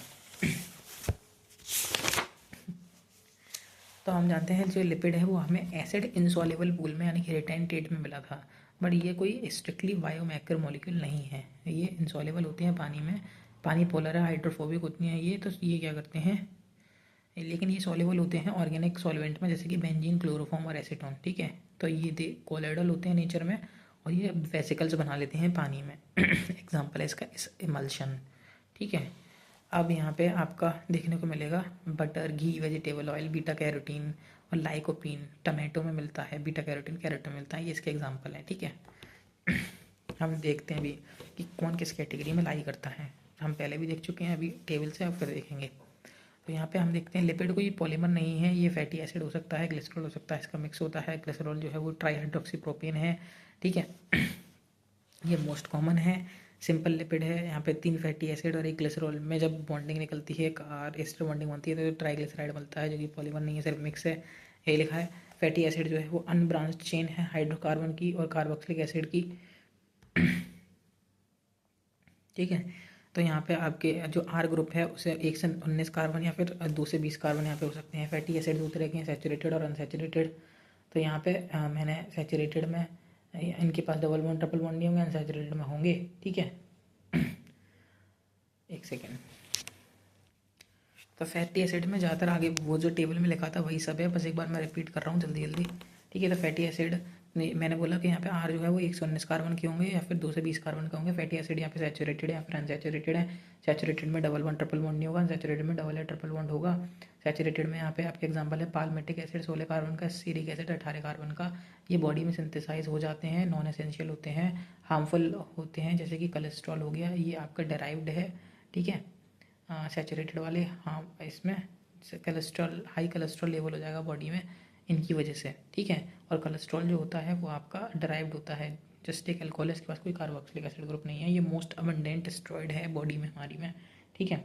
अब हम बात करते हैं अनसैचुरेटेड वाले में, तो इसका एग्जांपल है मूफा में ओलिक एसिड हो गया या फिर पीनट ऑयल हो गया। ओलिक एसिड जो होता है, ओलिक एसिड 18 कार्बन का होता है, एक अनसैचुरेशन होता है। पूफा में आपके linolenic acid, linoleic acid, linolenic acid और अरेकिडोनिक एसिड आता है।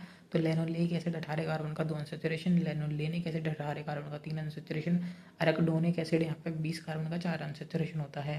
ठीक है, इसके अलावा भी इसके एग्जाम्पल हैं जैसे कि gingelly oil, sunflower oil, safflower oil, fish oil. ठीक है, ये बॉडी सिंथेसाइज नहीं कर सकती है, ये एसेंशियल है और ये नॉन हार्मफुल है, अनस्टेबल है, रिएक्टिव है। ठीक है, अब हम अनस्टेबल है और रिएक्टिव है बिल्कुल। तो यहाँ पे प्लांट जो है वो सभी तरह के फैटी एसिड को सिंथेसाइज कर सकते हैं, लेकिन एनिमल नहीं कर सकते हैं। तो इसीलिए यहाँ पे हमें एसेंशियल फैटी एसिड के एग्जांपल यहाँ पे हमें देखने को मिलते हैं कि एसेंशियल वाले जो अनसैचुरेटेड वाले हैं वो हमारे पास एसेंशियल है, जो सैचुरेटेड वाले हैं वो नॉन एसेंशियल हैं। तो लिपिड को जैसे कि हमने डिवाइड किया था सिंपल, कंपाउंड और डराइव्ड में, तो सिंपल के एग्जाम्पल है ट्राइग्लिसराइड और फैट ऑयल और वैक्स, कंपाउंड में फॉस्फोलिपिड, ग्लाइकोलिपिड, क्रोमोलिपिड और लिपोलिपिड, लिपोप्रोटीन, और डेराइव्ड में आपके स्टेरॉइड्स आ गए जो कि जिनके पास कोई भी कार्बोक्सिलिक एसिड ग्रुप नहीं है, कोलेस्ट्रॉल आ गया जो कि हार्मोन नहीं है लेकिन मोस्ट अबंडेंट स्टेरॉइड है बॉडी में, और इसके अलावा प्रोस्टाग्लैंडिन जो हो गया वो भी आपका फुल्ली डेवलप्ड बेबी जो है वो फीटस को आपका रिलीज करता है। सिंपल लिपिड के बारे में बात करते हैं तो ये आपका एस्टर ऑफ फैटी एसिड और अल्कोहल है। एस्टर क्यों बोला, क्योंकि इनके बीच में जब बॉन्ड बनेगा तो एस्टर वाला बॉन्ड बनेगा। ठीक है, ट्राइग्लिसराइड में जब ग्लिसरॉल और फैटी एसिड, 3 फैटी एसिड की मदद से जब आपने वाटर रिलीज करवाया 3 एस्टर, तो यहाँ पे ट्राइग्लिसराइड यहाँ पे एस्टर बॉन्डिंग देखने को मिलती है। ठीक है, अब हम लिपिड के बारे में बात करें यहाँ पे, तो लिपिड में हमने एनिमल फैट और ऑयल में डिवाइड किया है। फैट जो एनिमल में मिलता है, ऑयल जो प्लांट में मिलता है और एक्वेटिक एनिमल्स में मिलता है। तो ये ऑयल जो है वो जनरली सैचुरेटेड अनसैचुरेटेड वाला है, तो उसी की सारी प्रॉपर्टी यहाँ पे है। जो लिक्विड होगा रूम टेम्परेचर में मेल्टिंग पॉइंट का कम होगा। ठीक है, तो ये gingelly oil, sunflower oil, safflower oil, fish oil जैसे कि सैल्मन और टूना और मैकरल इनसे मिल सकता है। ठीक है, low temperature, no melting point है। ठीक है, और ये मोस्टली अनसैचुरेटेड है, और जो आपके फैट हैं वो मोस्टली सैचुरेटेड है, हाई मेल्टिंग पॉइंट है। बटर घी हो गया इसका एग्जांपल, और सॉलिड होते हैं रूम टेम्परेचर पे। ठीक है, वैक्सेस के बारे में बात करें तो वैक्सेस जो है वो फैटी एसिड और हाई मॉलिकुलर वेट अल्कोहल के, जब आप वहाँ पे एस्टर बॉन्ड बनाओगे तब बनेगा। तो बी वैक्सेस का एग्जाम्पल हो गया। तो वी वैक्स जो है यहाँ पे आपको एक चीज़ याद रखनी है, जो स्टराइल वाली है फर्कर बी जो है वो बनाती है। ठीक है, तो आप बीज के बारे में अगर मैं बताऊँ तो 3 तरह की बी मिलती हैं आपको, क्वीन, वर्कर और ड्रोन। तो ड्रोन तो मेल है, लेकिन क्वीन वाली होगी और जो आपकी वर्कर होगी ये दोनों ही फीमेल हैं। लेकिन जो आपकी क्यून है वो फर्टाइल है, लेकिन आपकी वर्कर वाली फीमेल जो है वो इनफर्टाइल होती है। ठीक है, अब हम बात करते हैं कंपाउंड लिपिड के बारे में। तो ये भी एस्टर ऑफ फैटी एसिड और अल्कोहल के ही हैं विद नॉन लिपिड पार्ट। इनके पास कोई नॉन लिपिड पार्ट भी होगा। जैसे कि फॉस्फोलिपिड के बारे में बात करते हैं तो फॉस्फोलिपिड से ही सारी की सारी सेल मेम्ब्रेन बनी होती है। तो आप एक हेड देखने को मिलेगा, एक टेल देखने को मिलेगी। टेल यहाँ पे आपके हाइड्रोफोबिक होती है, इसमें फैटी एसिड देखने को मिलते हैं, और हेड में आपको कोलिन और फॉस्फेट और ग्लिसरॉल देखने को मिलता है।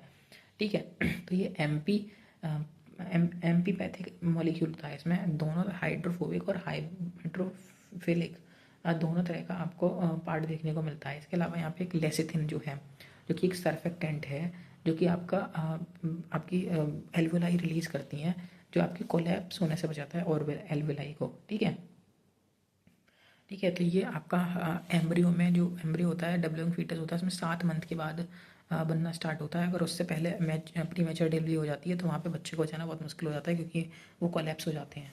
ठीक है, इसके बाद हम यहाँ पे स्फिंगोलिपिड के बारे में देखते हैं। तो जो आपके यहाँ पे लॉन्ग चेन अमीनो एसिड की हैं और कुछ यहाँ पे अल्कोहल भी हैं। ग्लाइकोलिपिड में आपके सीरामाइड और मोनोसेक्राइड ये दोनों मिलके बनाएंगे। तो अगर एग्जांपल जैसे सीरामाइड और ग्लूकोज है तो ग्लूकोसीरामाइड बोलेंगे इसको।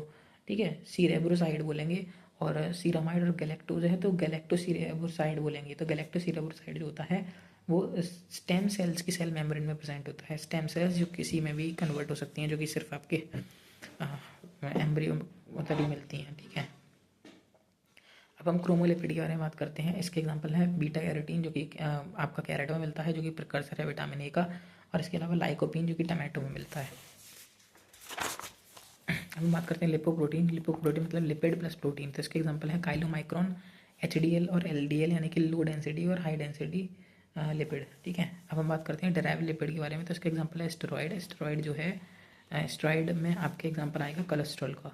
तो कोलेस्ट्रॉल ये मोस्ट एबंडेंट स्टेरॉइड है, ये प्रिकर्सर है स्टेरॉइड हार्मोन का, जैसे कि टेस्टोस्टेरोन, एस्ट्रोजन, प्रोजेस्टेरोन, एल्डोस्टेरोन और एस्ट्राडियोल, कोलेस्ट्रॉल, ये सभी आपके स्टेरॉइड हार्मोन है।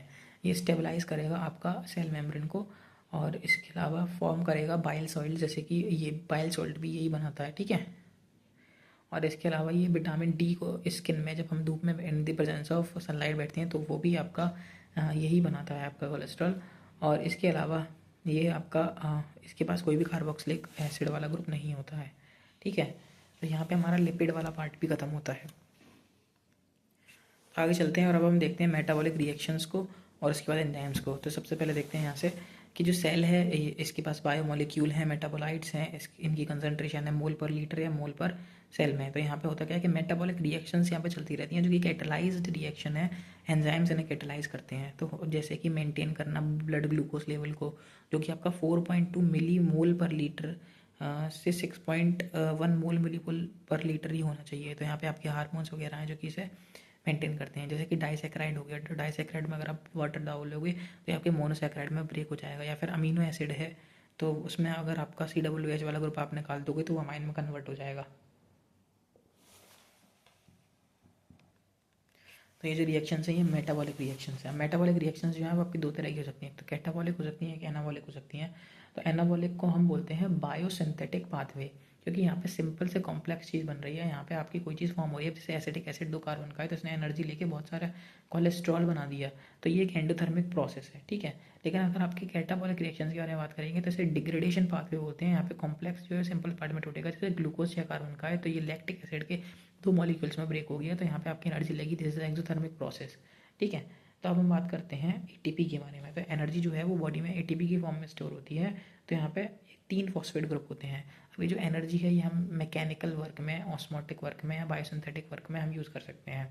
अगर हम लिविंग स्टेट के बारे में बात करें तो लिविंग स्टेट एक नॉन इक्विलिब्रियम वाली स्टेट है। तो यहाँ पे आपका कभी भी इक्विलिब्रियम नहीं आएगा, वर्क डन जो है इक्विलिब्रियम में जीरो होता है। यहाँ पे वर्क डन कभी जीरो नहीं होगा, यानी कि लिविंग है तो वर्क करता रहेगा, वर्क करता रहेगा तो एनर्जी चाहिए।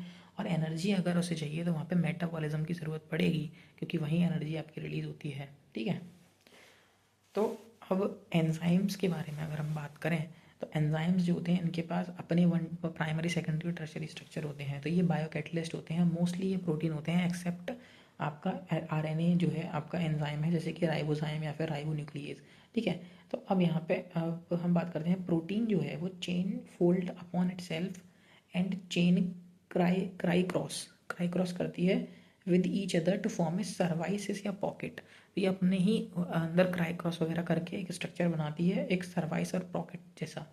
तो जो कि एक्टिव साइट होती है एंजाइम की, तो वो एक्टिव साइट बनाती है जहाँ पे सबस्ट्रेट फिट होगा, ठीक है। अब यहाँ पे एंजाइम्स के बारे में बात करते हैं, जो कि एक बायोलॉजिकल कैटलिस्ट है और एक इनऑर्गेनिक कैटलिस्ट के बारे में बात करते हैं, इन दोनों को कंपेयर करते हैं। तो एंजाइम्स जो है मोस्टली प्रोटीन होते हैं, कॉम्प्लेक्स होते हैं, लिविंग ऑर्गेनिज्म में होते हैं, हाईली एफिशिएंट होते हैं और ये हाई टेम्परेचर पे स्टेबल नहीं होते हैं, ठीक है, हाई टेम्परेचर प्रेशर पे, एक्सेप्ट जो टैग पॉलीमरेज से आपको मिलेगा, ठीक है। वो टैग पॉलीमरेज जो एंजाइम है जो कि आपका 80-90 डिग्री सेल्सियस पे भी होता है, जो कि एक्सट्रैक्ट होता है थर्मस एक्वाटिकस से। लेकिन अगर इनऑर्गेनिक कैटलिस्ट के बारे में बात करेंगे तो ये नॉन प्रोटीन होंगे, सिंपल होंगे, जैसे निकल, प्लेटिनम। इसके अलावा ये लेस एफिशिएंट होंगे और इसके अलावा ये हाई टेम्परेचर और प्रेशर पे भी वर्क करेंगे, ठीक है। अब हम बात करते हैं कोई भी केमिकल रिएक्शन है मान लो, ठीक है। तो ये दो तरह से हो सकती है, ये आपकी केमिकल हो सकती है या फिर आपकी फिजिकल चेंज हो सकता है। यहाँ पे केमिकल चेंज हो सकता है, फिजिकल चेंज में जैसे कि आपकी जो है चेंज हो गया स्ट्रक्चर या फिर कंपाउंड विदाउट ब्रेकिंग बॉन्ड, जैसे कि आपका आइस जो है वो वाटर से वाटर वेपर में कन्वर्ट हो गई, तो स्टेट चेंज हुई है यहाँ पे, तो ये फिजिकल चेंज है। लेकिन अगर यहाँ पे बॉन्ड ब्रेक हो रहे हैं, बॉन्ड फॉर्म हो रहे हैं, तो वो केमिकल रिएक्शन है। जैसे यहाँ पे आपने बेरियम हाइड्रोक्साइड ले रखा है, सल्फ्यूरिक एसिड का रिएक्शन कराया तो बेरियम सल्फेट बन गया, तो ये केमिकल रिएक्शन है। तो यहाँ पे हम रेट ऑफ रिएक्शन को भी डिटरमाइन कर सकते हैं कि कितनी तेज़ आपका प्रोडक्ट बनना है, कितने कम टाइम में कितना ज़्यादा प्रोडक्ट बन गया। तो जैसे कि एग्जांपल है यहाँ पे, अगर CO2 और वाटर का रिएक्शन कराएंगे और यहाँ पे कार्बोनिक एसिड अगर हमें बनाना है तो बिना एब्सेंस के, अगर हम एब्सेंस रखते हैं यहाँ पे किसी भी कैटलिस्ट की या फिर एंजाइम की, 1 घंटे में 200 मॉलिक्यूल बनेंगे। लेकिन अगर यहाँ पे कार्बोनिक एनहाइड्रेज नाम का एंजाइम अगर हम यहाँ पे यूज़ करते हैं तो ये एंजाइम आपका एक सेकंड में 6 लाख मॉलिक्यूल आपको बना के दे देगा, यानी कि 10 मिलियन टाइम्स यहाँ पे ये आपकी रिएक्शंस को बढ़ा देगा, इंक्रीज कर देगा। तो यहाँ पे ये इंक्रीज़ कैसे कर रहा है रेट ऑफ रिएक्शन को, ये आपकी एक्टिवेशन एनर्जी को कम कर रहा है, ये आपके प्रोडक्ट और रिएक्टेंट की एनर्जी को चेंज नहीं कर रहा, ये डेल्टा एनर्जी रिलीज होगी उसको चेंज नहीं कर रहा, ये सिर्फ एक्टिवेशन एनर्जी को चेंज कर रहा है, ठीक है। और ये रिएक्शन में यूज्ड अप भी नहीं होगा। तो जो एंजाइम जो है वो increase rate of reaction by decreasing the active energy for the reaction. तो यहाँ पे क्या होगा, एंजाइम सबस्ट्रेट के साथ लिंक होगा, ये कॉम्प्लेक्स बनाएगा, फिर एंजाइम जो होगा एंजाइम प्रोडक्ट बनेगा, वहीं फिर एंजाइम अलग और प्रोडक्ट अलग, तो एंजाइम वो आपका वापस से रिवर्सेबली यूज़ भी हो जाएगा, ठीक है। तो इसीलिए बहुत थोड़ा सा आप लोग एंजाइम तो भी काम करता है वो। अब यहाँ पे एंजाइम्स को दो पार्ट में डिवाइड किया है, एक तो सिंपल एंजाइम और एक कंपाउंड एंजाइम। यानी कि सिंपल एंजाइम हुआ जो सिर्फ प्रोटीन से मिलकर बने हैं, जैसे कि आपका ट्रिप्सिन। लेकिन अगर आपका कोई कॉम्प्लेक्स एंजाइम है उसमें उसे हम होलो एंजाइम बोलेंगे, क्योंकि उसमें प्रोटीन पार्ट और नॉन प्रोटीन पार्ट दोनों है। तो आपका जो प्रोटीन पार्ट है उसको तो हम एपो एंजाइम बोलेंगे, लेकिन नॉन प्रोटीन पार्ट को हम कोफैक्टर बोलेंगे, ठीक है। जो कोफैक्टर है वो नॉन प्रोटीन पार्ट है और वो इस बार एंजाइम को एक्टिवेट कर रहा है कि वो अपनी कैटालिटिक प्रॉपर्टी दिखाए, ठीक है, एंजाइम को एक्टिव कर रहा है। तो ये आपका कोफैक्टर, ये आपका इनऑर्गेनिक हो सकता है, ये आपका ऑर्गेनिक हो सकता है। अगर इनऑर्गेनिक है तो जैसे कि कोई मेटल आयन है, जैसे कि जिंक है या फिर magnesium chloride, calcium, molybdenum, copper, iron, तो इस तरह की जो आयन्स जो हैं ये आपके इनऑर्गेनिक में मेटल आयन की तरह कोफैक्टर, ऐसे कोफैक्टर वर्क करेंगे, ठीक है। तो हमें याद रखना है कि जो जिंक है, ठीक है, तो जिंक जो है वो आपका कार्बोक्सीपेप्टिडेज, कार्बोनिक एनाइड्रेज और एल्कोहल डिहाइड्रोजनेज में वर्क करता है एज अ कोफैक्टर। आपका क्लोरीन जो है वो सेलेब्री अमाइलेज में, मॉलिब्डेनम डीनाइट्रोजनेज में, कॉपर साइटोक्रोम ऑक्सीडेज में और आपका आयरन परऑक्सीडेज में और कैटलेज में, ठीक है। तो ये हमें याद रखना है। और इसके अलावा जो जिंक है आपका वो पायरुवेट डिहाइड्रोजनेज में यूज़ होता है, ठीक है।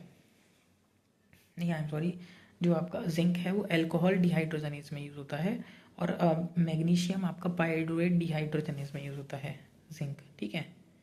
याद रखना है, एल्कोहल डिहाइड्रोजनेज में जिंक था और मैग्नीशियम आपका पायरुवेट डिहाइड्रोजनेज में है, ठीक है। अब हम बात करते हैं ऑर्गेनिक वाले की। तो ये कोफैक्टर इनऑर्गेनिक हो सकता है, मेटल आयन ऑर्गेनिक हो सकता है, या तो ये प्रोस्थेटिक ग्रुप या फिर ये कोएंजाइम। प्रोस्थेटिक ग्रुप वो है जो हमेशा के लिए बाइंड है उससे, वो ऑर्गेनिक कोफैक्टर जो कि हमेशा से आपका एपो एंजाइम के साथ बाइंड है, ठीक है, टाइटली बाइंड है, ठीक है। तो होलो एंजाइम में जो एपो एंजाइम वाला पार्ट है उसके साथ टाइटली बाइंड है कोफैक्टर, ठीक है। यानी कि एपो एंजाइम और कोफैक्टर टाइटली बाइंड है हमेशा के लिए। तो ऐसे एग्स का एग्जांपल हो गया हीम, जो कि परऑक्सीडेज में और कैटलेज में, ठीक है। अब को एंजाइम, यहाँ पे एक नाम आता है को एंजाइम। तो जो को एंजाइम है ये आपका बाइंड तो करेगा एपो एंजाइम से, ठीक है, टाइटली, लेकिन only during the course of catalysis. जब यहाँ पे होगी तो यहाँ पे एक ट्रांजिएंट टाइम होगा, ठीक है, उसके अलावा ये इससे बाइंड नहीं होगा। तो जैसे कि यहाँ पे आपका एग्जांपल में vitamin B complex, vitamin C, actual में होगा क्या कि यहाँ पे विटामिन बी वन से ड्राइव होगा टीपीपी, क्रैब साइकिल में यूज़ होगा। विटामिन बी टू से ड्राइव होगा एफएमएन और एफएडीएच2, और विटामिन बी थ्री से यानी कि नियासिन से ड्राइव होगा आपका एनएडीपीएच और एनएडीएच। विटामिन बी टू को राइबोफ्लेविन बोलते हैं, विटामिन थ्री को नाइसिन बोलते हैं, विटामिन बी वन को थायामीन बोलते हैं, ठीक है। तो टीपीपी की फुल फॉर्म क्या है, थायमीन प्रोफॉस्फेट। एफएमएन की फुल फॉर्म क्या है, फ्लेविन मोनोन्यूक्लियोटाइड। एफएडी की फुल फॉर्म क्या है, फ्लेविन एडेनिन डाइन्यूक्लियोटाइड। और एनएडी की फुल फॉर्म क्या है, निकोटिनामाइड एडेनिन डाइन्यूक्लियोटाइड, ठीक है। अब हम बात करते हैं क्लासिफिकेशन नॉमेनक्लेचर ऑफ एंजाइम के बारे में। तो आईयूबी, इंटरनेशनल यूनियन ऑफ बायोकेमिस्ट्री जो है, इसने अपॉइंट किया एक एंजाइम कमीशन, और एंजाइम कमीशन ने 6 क्लासेस में इसको बांटा और 4 से 13 सब क्लासेस में इसको बांटा, उसके बाद सब क्लासेस में बांटा, फिर इंडिविजुअल एंजाइम हमें देखने को मिला। तो यहाँ पे जो 6 क्लासेस हैं ये सीक्वेंस में हमें याद रखनी है। ओथ लाइली OTHLYILI, ठीक है। ओ से ऑक्सीडो रिडक्टेज, टी से ट्रांसफरेज, एच से हाइड्रोलेज, LY से लाइएजेस, आई से आइसोमरेजेस और LI से लाइगेजेस। तो ऑक्सीडो रिडक्टेज या डिहाइड्रोजनेज के बारे में बात करें तो एंजाइम जो है ये ऑक्सीडेशन रिडक्शन वाले काम करने में काम आएगा। इसका एग्जांपल है ऑक्सीडेज, रिडक्टेज, डिहाइड्रोजनेज, पर ऑक्सीडेज, कैटलेज। एग्जांपल देखें तो हम जो एल्कोहलिक फर्मेंटेशन देखते हैं वहाँ पे हमें एल्कोहल से आपका एल्डिहाइड और NaH2 बनाने में काम आएगा एल्कोहल डिहाइड्रोजनेज, और यहाँ पे मेटल आयन जो काम आएगा वो है जिंक। इसके अलावा पायरुविक एसिड जो होता है वो आपका कोएंजाइम ए के साथ एसिटाइल कोएंजाइम ए और CO2 NADH बनाता है। तो यहाँ पे आपका पायरुवेट डिहाइड्रोजनेज है और यहाँ पे मेटल आयन यूज़ होगा कोफैक्टर के तौर पे मैग्नीशियम 2+। ठीक है, फिर हम बात करते हैं ट्रांसफरेज। तो ये क्या करेगा, आपका ट्रांसफ़र करवाएगा अमीनो ग्रुप का। ठीक है, तो जैसे आपका इसका एग्जांपल है काइनेज। ठीक है, जैसे कि आप हेक्सोकाइनेज हो गया, जैसे ग्लूकोज है आपका, ग्लाइकोलाइसिस में आप देखा होगा ATP यूज़ करके ग्लूकोज 6 फॉस्फेट में कन्वर्ट होता है। तो ये आपका ट्रांसफरेज है, यानी कि आपने फॉस्फेट ग्रुप को ट्रांसफ़र कराया, ATP से आपने ADP बना दिया। ठीक है, और आपने ATP से जो आपका फॉस्फेट था वो आपने ट्रांसफ़र करा दिया, ग्लूकोज से ग्लूकोज 6 फॉस्फेट करा दिया, तो ये ट्रांसफरेज हो गया। ठीक है, इसका एग्जांपल काइनेज था, यहाँ पे भी आपने मैग्नीशियम 2+ आयन की यूज़ करा और पायरुवेट डिहाइड्रोजनेज में भी किया था। अब हम हाइड्रोलेज में क्या होगा, एंजाइम जो है वहाँ पे यहाँ पे आप कैटेलाइज करोगे हाइड्रोलाइसिस से, जैसे कि एस्टर ईथर वगैरह है, पेप्टाइड ग्लाइकोसाइडिक जितने भी बॉन्ड हैं आप पानी मिला दो सब टूट जाएंगे।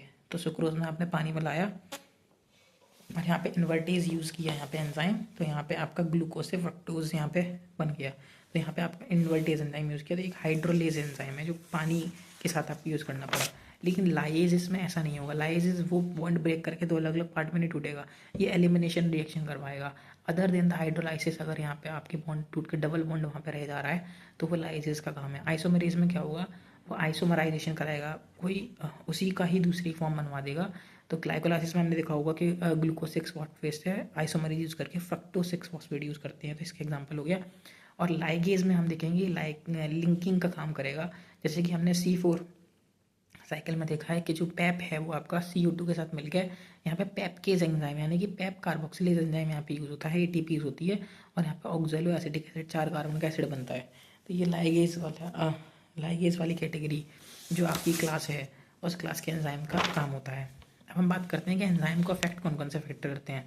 तो इसको pH आपका अफेक्ट कर सकता है, टेम्परेचर अफेक्ट कर सकता है, इसके अलावा यहाँ पे सबस्ट्रेट किस तरह से अफेक्ट करेगा वो हम देखेंगे। तो सबसे पहले अगर टेम्परेचर की याद करें तो यहाँ पे जो आपका टेम्परेचर है एक ऑप्टिमम टेम्परेचर रिक्वायर है। अगर टेम्परेचर ज़्यादा करोगे या कम करोगे तो यहाँ पे इसकी एक्टिविटी ख़राब हो जाएगी। तो यहाँ पे एक बेल शेप्ड कर्व आता है, ऑप्टिमम टेम्परेचर जो है वो 37 डिग्री सेल्सियस है। तो अगर आप एक जनरल बात करें तो यहाँ पे 10 डिग्री चेंज पे जो है या तो वो डबल हो जाएगी या फिर हाफ हो जाएगी रेट ऑफ रिएक्शन। ठीक है, तो यहाँ पे यही है कि अगर आप बढ़ाओगे टेम्परेचर या घटाओगे तो वहाँ पे एंजाइम एक्टिविटी डिक्रीज होगी, क्योंकि वहाँ पे होगा क्या कि डीनेचुरेशन हो जाएगा एंजाइम का, डिस्ट्रक्शन हो जाएगा टर्शरी स्ट्रक्चर का एंजाइम की, तो वहाँ पे कैटालिटिकल प्रॉपर्टी जो है एंजाइम की लॉस हो जाएगी। पीएच का भी सेम है, यहाँ पे भी आपका बेल शेप करवाएगा, यहाँ पे एक ऑप्टिमम पीएच होगा एक पार्टिकुलर एंजाइम को वर्क करने के लिए, और पीएच से ज़्यादा या कम होगा तो वहाँ पे इसकी जो एंजाइमेटिक एक्टिविटी है वो डिक्रीज हो जाएगी। ठीक है, जैसे सेलेवरी एमाइलेज के लिए 6.8, पेप्सिन के लिए 1.8, ट्रिप्सिन के लिए 7.8 और यूरिन के लिए 6। ठीक है, यूरिन कोई एंजाइम नहीं है, यूरिन का pH 6 होता है। ठीक है, अब हम बात करते हैं सबस्ट्रेट के बारे में। तो सबस्ट्रेट में होगा क्या कि यहाँ पे हमें Km यानी कि मिकेलियस कांस्टेंट देखने को मिलेगा।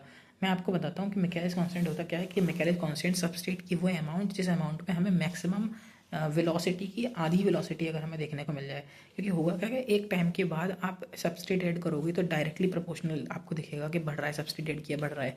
फिर एक टाइम के बाद वो सैचुरेशन आ जाएगा, रेक्टेंगुलर हाइपरबोला वाला आपको कर्व देखने को मिलेगा, क्योंकि सबस्ट्रेट की सारी जगह भर चुकी है। अब वहाँ पे और ज़्यादा एंजाइम की सारी जगह भर चुकी है, वो और ज़्यादा सबस्ट्रेट वहाँ पे ऐड करोगे तब भी कोई ज़्यादा काम होने वाला है नहीं। ठीक है, तो मैक्सिमम वेलोसिटी की जहाँ आधी वेलोसिटी मिल जाए जिस सबस्ट्रेट के अमाउंट पे, उसे मिकेलियस कांस्टेंट बोलते हैं। ठीक है, तो Km वैल्यू हो गई है, तो Km वैल्यू जो है वो एफिशिएंसी की इन्वर्सली प्रोपोर्शनल है। ठीक है, मतलब Km वैल्यू बहुत ज़्यादा है, इसका मतलब बहुत ज़्यादा सबस्ट्रेट डालने पे आपको आधी वेलोसिटी मिल रही है, और Km वैल्यू कम है इसका मतलब इतनी सी अमाउंट लेने पे आपको आधी वेलोसिटी मिल जा रही है, यानी कि एफिशिएंसी कितनी अच्छी है। तो एफिशिएंसी Km वैल्यू की इन्वर्सली प्रोपोर्शनल होती है।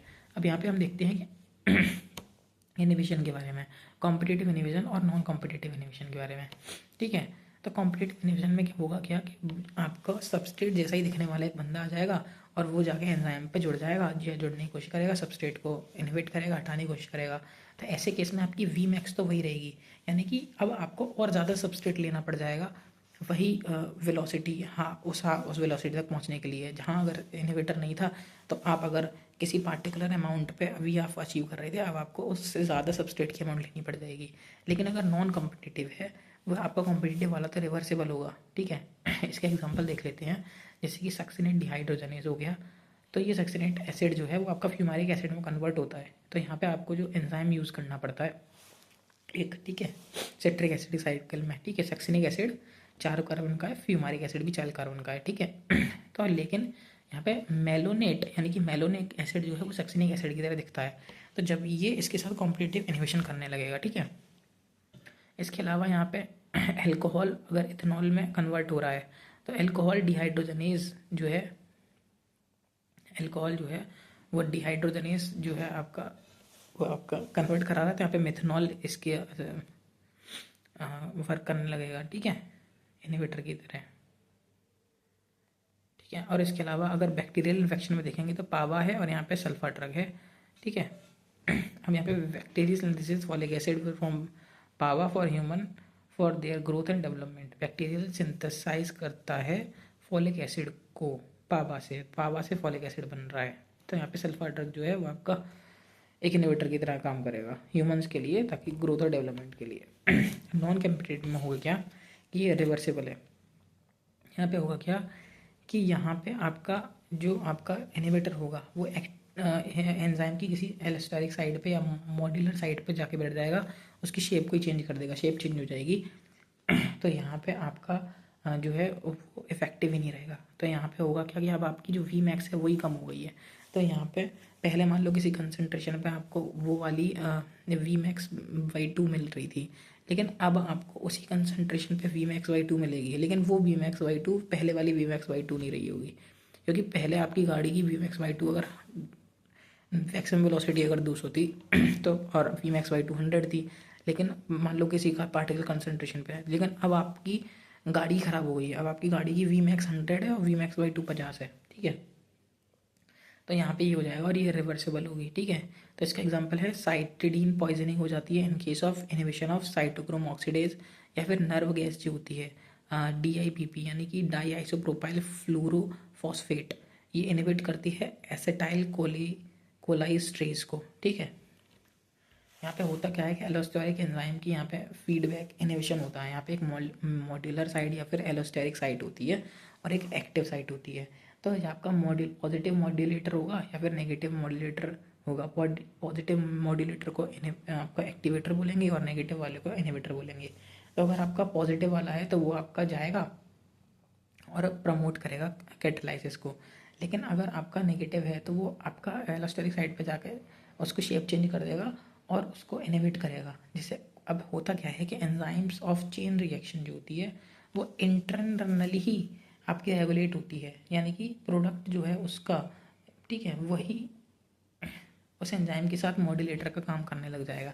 जैसे फ्रक्टोज 6 फॉस्फेट से फ्रक्टोज 1,6 बिस फॉस्फेट बन रहा है, तो यहाँ पे फ्रक्टोज 6 फॉस्फेट से पॉजिटिव मॉड्यूलेटर का काम करेगा, वो आपका फ्रक्टोकाइनेज जो है इसके लिए पॉजिटिव मॉड्यूलेटर का काम करेगा और कैटालाइसिस को प्रमोट करेगा।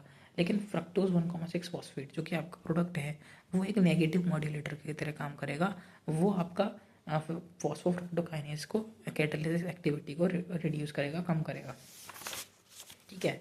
तो यहाँ पे हमारा जो बायोमोलिक्यूल वाला चैप्टर है वो ख़त्म होता है।